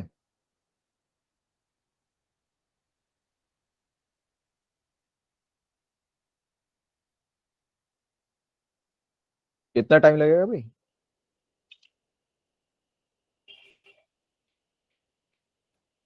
आवाज तो आ रही है, माइक तो खुला हुआ है कुछ लोगों का। चले भाई, ऑफ स्प्रिंग क्या होते हैं, देखें, दो सेट ऑफ पेरेंट है अगर हमारे पास, ठीक है, हमारे पास अगर दो सेट ऑफ पेरेंट है, सपोज हमारे पास एक है ए और एक है बी, तो हमारे पास ये एक सेट ऑफ पेरेंट है, ठीक। और इनके कुछ प्रोजेनीज हुए, ठीक, मतलब इनके प्रोजेनीज मतलब इनके चिल्ड्रन, ठीक, सी डी ई, तीन इनके चिल्ड्रन हुए। तो इन्हीं को ही हम क्या कहते हैं, इन्हीं को हम क्या कहते हैं, ऑफ स्प्रिंग। इन्हीं को हम क्या कहते हैं, ऑफ स्प्रिंग या प्रोजेनीज, ठीक। इंडिविजुअल्स और progenies produced by a single pair of parent is called off spring. Clear है, बात समझ आ गई, ठीक है। अब एक और बात समझे कि ये जो इंडिविजुअल्स प्रोड्यूस हुए हैं ये एक ही टाइम पे प्रोड्यूस हुए हैं, ठीक है, ये एक ही टाइम पे प्रोड्यूस हुए हैं। सपोज इनके बाद और दो इंडिविजुअल्स प्रोड्यूस किए इन्हीं सेट ऑफ पेरेंट ने, and that was F G, दो और चिल्ड्रन इन्होंने प्रोड्यूस किए, दैट वाज एफ और जी, ठीक। तो ये एफ और जी भी क्या होंगे, ऑफ स्प्रिंग होंगे, ठीक। लेकिन इनमें क्या रिलेशन होगा, एफ जी और सी डी ई, इनमें क्या रिलेशन होगा, ये क्या कहलाएंगे, बताएं भाई। Sibling. Good, very sibling. Good, इनको हम क्या कहेंगे, सिबलिंग, ठीक, क्या कहेंगे, सिबलिंग। तो सिबलिंग बेसिकली क्या है, offsprings produced, offsprings produced to a set of parent at different times, अलग अलग टाइम पे जो ऑफ स्प्रिंग्स प्रोड्यूस हुए वो क्या है, सिबलिंग्स है। ट्विंस को हम सिबलिंग नहीं कह सकते भाई, याद रखें, ट्विंस को सिबलिंग नहीं कह सकते, क्यों, क्योंकि वो एक ही टाइम पे प्रोड्यूस होते हैं, ठीक है। यहां तक सारी बातें क्लियर है। एक और टर्म है that is known as genome. ठीक, जीनोम। अभी मैंने एक नाम लिया था ह्यूमन जीनोम प्रोजेक्ट, ठीक है। तो वहां पे मैंने आपको बताया था एक डीएनए की, एक ही ह्यूमन के इंडिविजुअल की सारी सीक्वेंसिंग की जा रही थी, ठीक है। वहीं से आपको आइडिया लग गया होगा कि जीनोम क्या है। जीनोम क्या है? It is the sum total, it is the sum total of all genes present in a haploid set of chromosomes। एक क्रोमोसोम, ठीक, एक क्रोमोसोम, ठीक, हेप्लॉइड सेट ऑफ क्रोमोसोम, ठीक है। एक क्या होता है? डिप्लॉइड सेट, ठीक है। डिप्लॉइड क्या होता है? 2n, ठीक, एक ये n और एक ये n, 2n। हेप्लॉइड सेट क्या होता है? खाली एक क्रोमोसोम। तो एक क्रोमोसोम में जितने भी डीएनए की सीक्वेंसिंग है, ठीक, इन सब का टोटल सम, वही क्या है? जीनोम। ठीक, ऑल जीन्स इन अ गैमेट सेल, क्या कह सकते हैं हम इसको? ऑल जीन्स इन अ गैमेट सेल, ठीक। और जीनोम क्या है? It is an individual property. इस बात को समझें भाई, जीनोम जो होता है ये क्या होता है? इंडिविजुअल की प्रॉपर्टी है, ठीक है। इंडिविजुअल, अलग अलग इंसान का अलग अलग जीनोम होगा, ठीक है। बात समझ में आ गई? आगे देखें, एक और टर्म होती है that is known as gene pool. अब जीनोम और जीन पूल में क्या डिफरेंस है? जीनोम क्या है? एक ही इंडिविजुअल, एक ही आदमी के हैप्लॉइड सेट ऑफ क्रोमोसोम के सारे जीन्स का सम, वो क्या है? जीनोम है। जीन पूल क्या है? एक पूरी population, sum total of all the alleles, of all the alleles of all the genes of a population is called gene pool. एक पूरी पॉपुलेशन के सारे जीन्स का sum, that is known as gene pool. और gene pool क्या है? एक population characteristic है, इंडिविजुअल कैरेक्टरिस्टिक नहीं है। इंडिविजुअल की बात नहीं हो रही जीन पूल में, अकेले आदमी की बात नहीं हो रही, पूरी पॉपुलेशन की बात हो रही है। जीनोम में क्या हो रहा है? एक अकेले आदमी की बात हो रही है, ठीक है। आगे देखें भाई, नेक्स्ट चीज आ जाती है नोन एज डोमिनेंस, ठीक।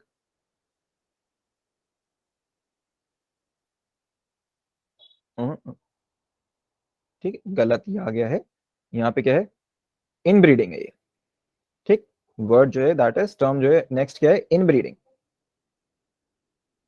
ठीक। डोमिनेंस नहीं, इनब्रीडिंग है, ठीक है। देखिए भाई, इनब्रीडिंग क्या होता है? इनब्रीडिंग क्या होता है? It is the breeding between two closely related individuals. दो इंडिविजुअल्स जो काफी आपस में क्लोजली रिलेटेड है, ठीक, तो उनके बीच में जो ब्रीडिंग होती है that is known as inbreeding, ठीक है। तो कोई भी अगर हम ले लें, एक सेट ऑफ पेरेंट है, ए क्रॉस बी एक सेट ऑफ पेरेंट है, हमने लिया, ठीक है। ये मेल पेरेंट है, ये फीमेल पेरेंट है, तो इनके कुछ ऑफ स्प्रिंग प्रोड्यूस हुए, ठीक है। तो फर्स्ट जनरेशन जिसको हम कहते हैं, ऑफ स्प्रिंग प्रोड्यूस्ड हुए, तो ये सी हो गया, डी हो गया, ई हो गया, ठीक। सपोज 3 ऑफ स्प्रिंग हुए, तो ये जो इंडिविजुअल्स हैं, इनके बीच में अगर ब्रीडिंग करवाई जाएगी that will be known as inbreeding, ठीक है भाई। बात समझ में आ रही है? That will be known as inbreeding. और इनब्रीडिंग से क्या होता है? इनब्रीडिंग से क्या होता है? इनब्रीडिंग से क्या होता है? होमोजाइगोसिटी डेवलप होती है भाई।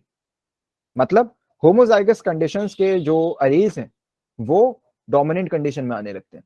होमोजाइगोसिटी क्रिएट होती है किससे? इनब्रीडिंग से, ठीक। Chances of allelic combinations in homozygous condition, homozygous condition में अलीलिक पेयर का आने का चांस बढ़ जाता है, ठीक। एक बात को और समझें कि कंटिन्यूअसली अगर आप इनब्रीडिंग करवा रहे हैं तो उससे क्या होगा? अगर आप कंटिन्यूअसली इनब्रीडिंग करवा रहे हैं, कंटिन्यूअस इनब्रीडिंग, तो कंटिन्यूअस इनब्रीडिंग से एक सिचुएशन क्रिएट होती है that is known as inbreeding depression, inbreeding depression. और जैसे आपको डिप्रेशन से पता है, डिप्रेशन क्या होता है? डिप्रेशन क्या होता है? अफसोस में चले जाना, ठीक है, depression. So basically inbreeding depression का क्या मतलब है? प्रोडक्टिविटी और फर्टिलिटी का डिक्रीमेंट। जो इंडिविजुअल है, ठीक है, उसकी प्रोडक्टिविटी और उसकी फर्टिलिटी में डिक्रीज आना, that is known as inbreeding depression. तो ऐसा देखा गया है कि जो काउस वगैरह होती हैं, काउस बफलोज वगैरह, ठीक है, तो इनमें क्या होता है कि इनब्रीडिंग करवाई जाती है, ठीक है। इनब्रीडिंग करवाते करवाते एक टाइम ऐसा आता है कि जो उनकी प्रोडक्टिविटी, जो उनका मिल्क प्रोडक्शन वगैरह है, वो डिक्रीज होने लगता है, ठीक। तो वहां पे क्या होता है? फिर इनब्रीडिंग डिप्रेशन आ गया है, ठीक है। उस पॉइंट पे क्या है कि इनब्रीडिंग डिप्रेशन आ गया है। अब वहां पे क्या करवाया जाता है? इनब्रीडिंग डिप्रेशन को ओवरकम करने के लिए क्या करवाया जाता है? फिर आउट ब्रीडिंग करवाई जाती है, ठीक है। एक दूर का रिलेटेड कोई इंडिविजुअल हो, उससे ब्रीडिंग करवाई जाती है, so that is known as outbreeding, ठीक है, तो जो भी लोग हैं जो फार्मिंग इंडस्ट्री वगैरह से रिलेटेड है, तो उनको इस चीज का काफी क्लियर कट आइडिया होगा कि इनब्रीडिंग और आउटब्रीडिंग हम किसको कहते हैं। ठीक है, आगे बात समझे भाई। एवरी इंडिविजुअल, ठीक है, एक बात को समझे कि इनब्रीडिंग डिप्रेशन अवॉइड की जाती है। ठीक है, क्यों क्यों अवॉइड की जाती है इनब्रीडिंग डिप्रेशन? क्योंकि क्या होता है कि जनरली और एट एन एवरेज ह्यूमंस में क्या होते हैं, 7 लीथल जीन्स होते हैं। 7 लीथल जीन्स होते हैं जिनसे क्या होता है, जो रेसेसिव कंडीशन में प्रेजेंट होते हैं हमारी बॉडी में। ठीक, 7 लीथल जीन्स होते हैं जो हमारी बॉडी में रेसेसिव कंडीशन में प्रेजेंट होते हैं। ठीक, अगर हम होमोजाइगोसिटी बार बार डेवलप करवा रहे हैं तो काफी ज्यादा चांसेस हैं कि ये जो लीथल जीन्स रेसेसिव कंडीशन में ये डोमिनेंट हो जाए। ठीक है, ये डोमिनेंट हो जाए, और अगर ये डोमिनेंट हो गए तो फिर वो क्या होता है, हमारी बॉडी के लिए लीथल हो सकता है। कोई भी डिसऑर्डर क्रिएट हो सकता है हमारी बॉडी में, या हो सकता है डेथ भी हो जाए। ठीक है, so homozygosity may lead to their dominance। ठीक, नाउ नेक्स्ट क्या है, कॉन्सैंग्यूनिटी एक टर्म है। ठीक है, काफी लोगों को पता होगा कॉन्सैंग्यूनिटी क्या होता है। जब काफी क्लोज रिलेटिव्स में मैरिज की जाती है, that is known as consanguinity. Marriages between close relatives, ठीक, क्लोज रिलेटिव कजिन्स वगैरह में जो मैरिजेस होती हैं उन्हीं को हम क्या कहते हैं, कॉन्सैंग्यूनिटी। ठीक, तो इसको लगातार कजिन्स वगैरह में अगर आप कॉन्सैंग्यूनिटी कर रहे हैं तो that will also lead to inbreeding depression, तो उसको अवॉइड किया जाता है। ठीक, नाउ आउटब्रीडिंग क्या है? आउटब्रीडिंग क्या है, जैसे मैंने अभी आपको बताया, दो दूर से रिलेटेड, काफी दूर के इंडिविजुअल्स हैं, रिलेटेड नहीं है, ठीक है, डिस्टेंटली रिलेटेड इंडिविजुअल्स हैं, तो उनमें अगर हम ब्रीडिंग करवा रहे हैं that is known as outbreeding. ठीक, और इससे क्या होता है, हेट्रोजाइगोसिटी डेवलप होती है। इससे क्या होता है, हेट्रोजाइगोसिटी डेवलप होती है। ठीक, नाउ एक और टर्म, ये आउटब्रीडिंग इनब्रीडिंग समझ में आ गया भाई? किसी को कोई प्रॉब्लम इसमें, कोई डाउट किसी को? यहां तक सब क्लियर चल रहा है?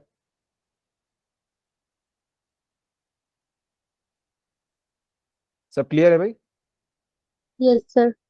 चलिए आगे एक और टर्म देखिए, नेक्स्ट क्या है, हाइब्रिड विगर। ठीक, हाइब्रिड विगर क्या होता है? हाइब्रिड विगर का मतलब होता है कि जब ऑफस्प्रिंग जो है वो पेरेंट से ज्यादा, हम कह सकते हैं पेरेंट से ज्यादा जो है क्या हो, एक्सप्रेस कर रहा हो।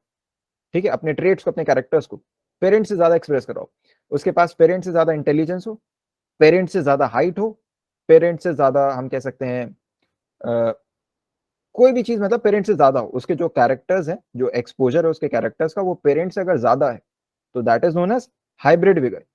ठीक है, तो superiority, superiority of the offspring over their parent. ठीक है, पेरेंट से ज्यादा अच्छा अगर ऑफ स्प्रिंग है so that is known as hybrid vigour. Clear है भाई?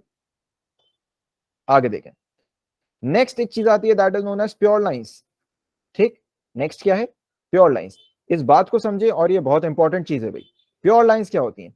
प्योर लाइंस होती हैं जब हमें प्योर कॉम्बिनेशन ऑब्टेन होता है। ठीक है, जैसे अगर मैं पी प्लांट की बात करूं और हाइट के ट्रेट की बात करूं, तो हाइट के कैरेक्टर की बात करूं तो वहां पे दो ट्रेट होते हैं, टॉल और ड्वार्फ। तो टॉल में क्या होता है, कैपिटल टी या स्मॉल टी ड्वार्फ में। तो ये जो है कैपिटल टी स्मॉल टी, यही क्या है, यही क्या है, प्योर लाइंस। यही क्या है भाई, प्योर लाइंस। इन्हीं को हम क्या कहते हैं, प्योर लाइंस। जब प्योरिटी आपको देखे, देखिए टॉल तो कैपिटल टी स्मॉल टी भी हो सकता है, टॉल तो कैपिटल टी स्मॉल टी भी हो सकता है, लेकिन ये प्योर लाइन नहीं है, ये प्योर लाइन नहीं है। प्योर लाइन का क्या मतलब है, कि जो आपके अलीज हैं वो क्या हो, होमोजाइगस कंडीशन में प्रेजेंट हो। जो आपके अलीज हैं वो होमोजाइगस कंडीशन में प्रेजेंट हो, दैट इज प्योर लाइन। ठीक है, अब एक बात को और समझे, अभी तो चलिए आपके पास काफी ज्यादा टेक्निक्स हैं, आपके पास काफी ज्यादा मशीन्स हैं, आप देख के पता लगा सकते हैं कि जो हमारे पास सेट ऑफ क्रोमोसोम है वो होमोजाइगस कंडीशन में है या हेट्रोजाइगस कंडीशन में है। लेकिन मेंडल के टाइम पे तो ऐसा नहीं था। तो जब मेंडल स्टडी कर रहे थे तो उन्होंने कैसे पता लगाया क्या प्योर लाइन है, क्या प्योर लाइन नहीं है? कौन बता सकता है आंसर? कोई बता सकता है आंसर?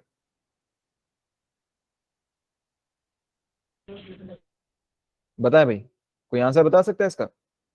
सर कॉम्बिनेशन का आया वो बता तो उम्मीद है। कॉम्बिनेशन करवाया होगा, ठीक है, लेकिन वही तो चीज है, कॉम्बिनेशन अगर आपने करवा दिया तो उसमें टॉल अगर आ गया आपके पास, चलिए, तो टॉल आप कैसे पहचानोगे, ये कैपिटल टी स्मॉल टी वाला टॉल है या कैपिटल टी वाला टॉल है, कैसे पहचानोगे? मेंडल ने कैसे पहचाना होगा? कलर से सर, कलर से पिंक शायद होता था। एक आंसर आया कलर।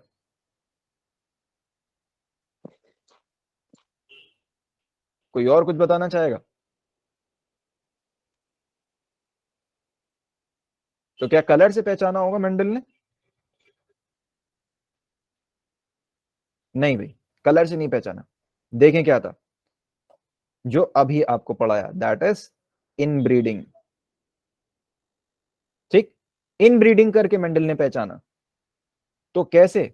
अभी जैसे मैंने आपको बताया था, इनब्रीडिंग से क्या होता है, अगर आप लगातार इनब्रीडिंग करें तो उससे क्या होता है, होमोजाइगोसिटी डेवलप होती है। बताया था नहीं बताया था? तो लगातार अगर आप इनब्रीडिंग करें तो उससे क्या होता है, होमोजाइगोसिटी डेवलप होती है। तो बार बार इनब्रीडिंग करवाते करवाते, अगर आपके पास एक टॉल प्लांट है, ठीक, तो आप उसको बार बार अगर इनब्रीडिंग करवाएंगे तो उससे क्या होगा कि आपके पास, जब मेंडल ने ये देखा कि मेरे पास इनब्रीडिंग में मेरे पास टॉल आ गया, लेकिन वो अभी कंफ्यूज है कि ये कैपिटल टी वाला है, कैपिटल टी स्मॉल टी वाला है, तो अब क्या है, वो बार बार उसमें इनब्रीडिंग करवा रहे हैं। तो बार बार इनब्रीडिंग करवाने से क्या होगा कि एक टाइम पे उनको बार बार फिर टॉल आने लगा। ठीक है, इनब्रीडिंग में 4-5 जनरेशन में जब उनको मिलने लगा, टॉल ही मिलने लगा, तब उनको समझ में आ गया कि नहीं, अब मेरे पास ये कैपिटल टी वाला टॉल आ गया है। ठीक है, तो काफी जनरेशन तक जब आप इनब्रीडिंग करवाते रहते हैं तो उससे आपको प्योर लाइंस ऑब्टेन हो जाती हैं। क्लियर है? बात समझ में आ गई भाई? तो प्योर लाइंस क्या है? Pure lines are the plants which have characters in homozygous condition, characters in homozygous condition that are produced after several inbreeding. ठीक है, क्लियर है? these are produced after several inbreeding या फिर सेल्फिंग। इनब्रीडिंग को हम क्या कह सकते हैं, सेल्फिंग, आपस में ही इनब्रीड करवा देना, that is selfing. Up to several generations, काफी जनरेशंस तक सेल्फिंग करवाते रहे, तब जाके आपको क्या मिलेगा, प्योर लाइन। ठीक, example capital T is the pure line for tallness. ठीक है, स्मॉल टी क्या है, प्योर लाइन फॉर ड्वार्फ। ठीक, तो यहां पे हमारे जो टर्मिनोलॉजीज हैं वो पूरी कंप्लीट हो गई हैं। ठीक है भाई, यहां पे हमारी पूरी टर्मिनोलॉजीज कंप्लीट हो चुकी हैं। अब हम शुरू करने जा रहे हैं, दैट इज हेरिडिटी। ठीक, अब हम शुरू करने जा रहे हैं हेरिडिटी। तो यहां पे ज्यादा टाइम नहीं लगने वाला है, हल्का सा हमारा डिस्कशन होगा हेरिडिटी का, उसके बाद हम बात करने वाले हैं मेंडल की, मेंडल के एक्सपेरिमेंट्स की, और उसके बाद मोनोहाइब्रिड डाइहाइब्रिड क्रॉस, और वहां पे हमारा ये एंड हो जाएगा, और फिर हम एवोल्यूशन उसको स्टार्ट करेंगे। ठीक, तो देखिए भाई, अभी थोड़ा टाइम आपको बचा है, हेरिडिटी को डिस्कस कर लेते हैं। तो देखिए हेरिडिटी क्या चीज है। ये जो टर्म हेरिडिटी है ये किसने दी थी, it was given bye a scientist named Spencer. ठीक, स्पेंसर ने ये टर्म कॉइन करी थी, हेरिडिटी। ठीक, हेरिडिटी का क्या मतलब होता है भाई, ट्रांसमिशन ऑफ कैरेक्टर्स। ठीक, हेरिडिटी का क्या मतलब होता है, ट्रांसमिशन, ट्रांसपोर्ट करना, कैरेक्टर्स को ट्रांसपोर्ट करना, पहुंचाना एक जगह से दूसरी जगह, from one generation to another generation. ठीक, एक जनरेशन से दूसरी जनरेशन में ट्रांसमिशन करना किसका, कैरेक्टर्स का, this is known as heredity. ठीक, अच्छा हेरिडिटी तो ये हो गया, फिर इनहेरिटेंस क्या है, इनहेरिटेंस क्या है, हेरिडिटी अगर ये है तो इनहेरिटेंस क्या है, क्या डिफरेंस है दोनों में, बताएं भाई, हेरिडिटी और इनहेरिटेंस क्या डिफरेंस है दोनों में, बताएं भाई, हेरिडिटी और इनहेरिटेंस क्या डिफरेंस है दोनों में।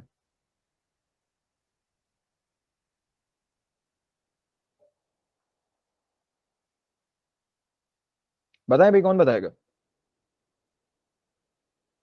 देखिए इस बात को समझे, हेरिडिटी क्या है, it is the study of transmission of characters. Heredity क्या है, स्टडी, ट्रांसमिशन ऑफ कैरेक्टर्स की क्या है, स्टडी है। और इनहेरिटेंस क्या है, इट इज अ प्रोसेस, जो एक्चुअल प्रोसेस हो रहा है वो क्या है, इनहेरिटेंस है। क्लियर है? बात समझ में आ गई भाई? इनहेरिटेंस क्या, it is the process of transmission of characters, और हेरिडिटी क्या, it is the study of transmission of characters. ठीक है भाई, नेक्स्ट देखें, हेरिडिटी क्या है। हेरिडिटी 3 फेसेस में स्टडी की जाती है। हेरिडिटी जो है वो 3 फेसेस में स्टडी की जाती है। पहला फेज हमारा क्या है, पहला फेज हमारा क्या है, जो मेंडल से पहले का फेज था, मेंडल के आने से पहले की जो नॉलेज थी हेरिडिटी की, that is known as pre Mendelian. ठीक है, प्री मेंडेलियन एरा। जो मेंडल की जो हम कह सकते हैं मेंडल की जो टाइमलाइन थी, मेंडल की जनरेशन की जो स्टडी है हेरिडिटी की, that is known as Mendelian genetics. और उसके बाद क्या आ जाती है, पोस्ट मेंडेलियन जेनेटिक्स। ठीक, पोस्ट मेंडेलियन जेनेटिक्स, ठीक, मेंडल के बाद की जेनेटिक्स, और उसी को हम क्या कहते हैं, मॉडर्न जेनेटिक्स। ठीक, और मेंडेलियन जेनेटिक्स के ही दौरान जो फादर ऑफ जेनेटिक्स कहा जाता है दैट इज मेंडल, और उसके बाद जो मॉडर्न जेनेटिक्स है उसमें जो फादर ऑफ जेनेटिक्स कहा जाता है that is William Bateson. Clear है भाई? तो बस आपको एक चीज बतानी है प्री मेंडेलियन के बारे में, ठीक है, कि प्री मेंडेलियन में क्या था, मेंडल के आने से पहले जो थ्योरीज थी हेरेडिटी के बारे में, जो थ्योरीज थी मेंडल के आने से पहले, तो वो काफी एब्सर्ड थ्योरीज थी। ठीक, काफी एब्सर्ड, काफी बेतुकी थ्योरीज थी। ठीक है, कोई सेंस नहीं बनता है उन थ्योरीज का। ठीक है, जैसे एक थ्योरी दी गई थी एक साइंटिस्ट के द्वारा, मैं साइंटिस्ट का नाम नहीं बताऊंगा, आप लोग गेस करिएगा। एक थ्योरी दी थी कि during the time of copulation, ठीक है, जब दो इंडिविजुअल्स जब कॉपुलेट करते हैं, ठीक है, तो सपोज ये मेल है और ये फीमेल। ठीक, तो कॉपुलेशन के दौरान उनकी बॉडी से कुछ फ्यूम्स, कुछ हीट जनरेट होती है in the form of fumes. ठीक है, और वो जो फ्यूम्स है वो कंबाइन करते हैं, और वो फ्यूम्स कंबाइन करके फिर क्या बना लेते हैं, जाइगोट। ठीक है, ये फ्यूम्स जो है ये कंबाइन करके क्या बना लेते हैं, जाइगोट। ठीक है, तो ये एक थ्योरी दी गई थी। ठीक है, ये एक थ्योरी दी गई थी एक साइंटिस्ट के जरिए, और उन्होंने एक्सप्लेन किया था कि हेरिडिटी कैसे होती है, इस तरीके से हेरिडिटी होती है। ठीक है, जाइगोट बनता है और फिर इस तरीके से क्या होता है, जो मेल फीमेल के वो फ्यूम्स हैं वो जाइगोट में जाते हैं, इसलिए जाइगोट जो फ्यूम्स के कॉम्बिनेशन से बनता है। ठीक है, तो ये काफी एब्सर्ड सी थ्योरी है, और ये थ्योरी कौन दे सकता है, कोई बता सकता है? आप सबको नाम पता है, साइंटिस्ट का नाम आप सबको पता है, कोई गेस करिए भाई क्या हो सकता है साइंटिस्ट का नाम? Sir Charles Darwin. चार्ल्स क्या? चार्ल्स नहीं सर, डार्विन? चार्ल्स डार्विन, चलिए एक नाम आया चार्ल्स डार्विन, कोई और नाम बताए, कोई और नाम बताए भाई, और कौन हो सकता है, और कौन हो सकता है? इंटरेक्टिव रखें भाई सेशन को, बिल्कुल खामोश बैठ जाते हैं। बताएं भाई, चार्ल्स डार्विन के अलावा और कौन हो सकता है? एरिस्टोटल। एरिस्टोटल, एरिस्टोटल, गुड, अच्छा गेस था। और कोई? तो देखें भाई, ये थ्योरी जो दी गई है ये पाइथागोरस के जरिए दी गई है। ठीक है, पाइथागोरस थ्योरम पढ़ा है भाई मैथ्स में? Yes sir. तो पाइथागोरस कौन थे? मैथमेटिशियन थे। ठीक है, पाइथागोरस कौन थे? मैथमेटिशियन थे। तो अब आप समझ ही लिए कि जब मैथमेटिशियन बायोलॉजी की थ्योरी देगा तो क्या होगा। ठीक है भाई, तो प्री मेंडेलियन एरा में इसी तरीके की थ्योरीज थी, बहुत एब्सर्ड थ्योरीज थी। ठीक है, तो उसके बाद फिर मेंडल ने अपनी जो है पूरी वो दी, अपनी नॉलेज दी, पूरी स्टडी करी मेंडल ने हेरिडिटी के बारे में, जेनेटिक्स के बारे में, इनहेरिटेंस के बारे में, और फिर उसने अपनी स्टडी जो है पब्लिश करवाने की कोशिश करी। लेकिन मेंडल के साथ एक बहुत दिक्कत आई। क्या दिक्कत आई? कि मेंडल ने बायो के साथ मैथ्स को यूज किया। मेंडल ने बायो के साथ मैथ्स को यूज किया। तो जब मेंडल अपनी जो पूरी रिसर्च थी वो जाके प्रेजेंट की मेंडल ने साइंटिस्ट के सामने, सोसाइटीज के सामने, साइंटिफिक सोसाइटीज के सामने, तो उन्होंने उसको रिजेक्ट कर दिया। क्यों? उन्होंने कहा कि भाई तुम कौन सा आदमी हो कि बायो के साथ मैथ्स को मिला रहे हो, ऐसा कौन करता है, कभी किसी ने नहीं किया। उन्होंने उसकी थ्योरीज को रिजेक्ट कर दिया। तो मेंडल के साथ ये काफी अनफॉर्चुनेट इंसिडेंट हुआ कि मेंडल जो है, जैसे आप लोग को पता होगा टेस्ला के बारे में, ठीक है, टेस्ला का नाम सुना होगा, टेस्ला का नाम सुना होगा, ठीक। Yes sir. हाँ, तो जैसे आपने टेस्ला के बारे में सुना होगा, जैसे टेस्ला गरीबी में मरे, वैसे ही मेंडल भी गरीबी में मरे। क्यों? क्योंकि इनको रिकॉग्निशन नहीं मिला, इनकी स्टडी को रिकॉग्निशन नहीं मिला। ठीक है, टेस्ला के साथ तो जबरदस्ती वो हुआ था, ठीक है, बट मेंडल के साथ तो क्या कहते हैं, किसी ने जोर जबरदस्ती नहीं की। ठीक है, बट मेंडल की रिसर्च ही किसी ने जो है उसको वेटेड नहीं किया, किसी ने उसको पब्लिश नहीं होने दिया। तो वही चीज थी। ठीक है, इनके रिसर्च वर्क को रिकॉग्नाइज नहीं किया गया। तो हुआ क्या कि मेंडल तो गरीबी में मर गए, ठीक, बट मेंडल के डेथ के 34 इयर्स लेटर, 34 साल बाद, ठीक है, अलग अलग 3 अलग अलग साइंटिस्ट ने जिन्होंने इंडिपेंडेंटली इसकी स्टडी को, जेनेटिक्स की स्टडी को स्टडी किया, मेंडल की स्टडीज को, और फिर उन्होंने मेंडल की स्टडीज को आगे जो है उन्होंने पब्लिश करवाया, रिकॉग्नाइज करवाया, और उनकी वजह से मेंडल को कहा गया फादर ऑफ जेनेटिक्स। ठीक है, सो मेंडल चले गए अपनी रिसर्च करके, उसको रिकॉग्नाइज नहीं किया गया, लेकिन बाद में उसको रिकॉग्निशन मिला। ठीक है, तो नेक्स्ट हम कल जो है फिर मेंडल के बारे में पढ़ेंगे, एक ब्रीफ हिस्ट्री पढ़ेंगे मेंडल के बारे में कि मेंडल ने क्या क्या किया, कैसे कैसे किया और कब तक किया, और फिर उसके बारे में हम क्या कहते हैं आगे फर्दर इनके एक्सपेरिमेंट्स के बारे में पढ़ेंगे, इनके लॉस के बारे में पढ़ेंगे। क्लियर है भाई? आज की क्लास फिर यहीं पे एंड करते हैं। कोई डाउट किसी को अभी तक?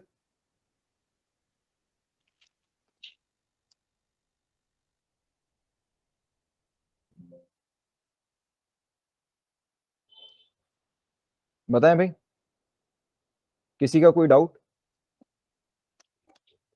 किसी का कोई डाउट? सर डाउट तो नहीं है, पर इसके पूरे चैप्टर की पीडीएफ भेज सकते हो आप? अभी आप ये पीपीटी बनने दो, ठीक है, पूरी पीपीटी कंबाइन हो जाएगी तो मैं भेज दूंगा आपको, क्योंकि मैं वही पीपीटी बना रहा हूँ अपने नोट से, सो उसमें टाइम लगेगा। सर कल तक भेज सकते हैं? कल तक आपका हेरिडिटी कंप्लीट हो जाएगा, हेरिडिटी का पार्ट ले लेना। ठीक है सर। ठीक है, या मैं कोशिश करूंगा अगर एवोल्यूशन भी कंप्लीट हो गया मैं आपको सेंड कर दूंगा एडवांस में। ठीक है, ठीक है और बताएं भाई, और कल बताएं भाई। क्लास होगी सर? कल हाँ, कल बायो की क्लास है।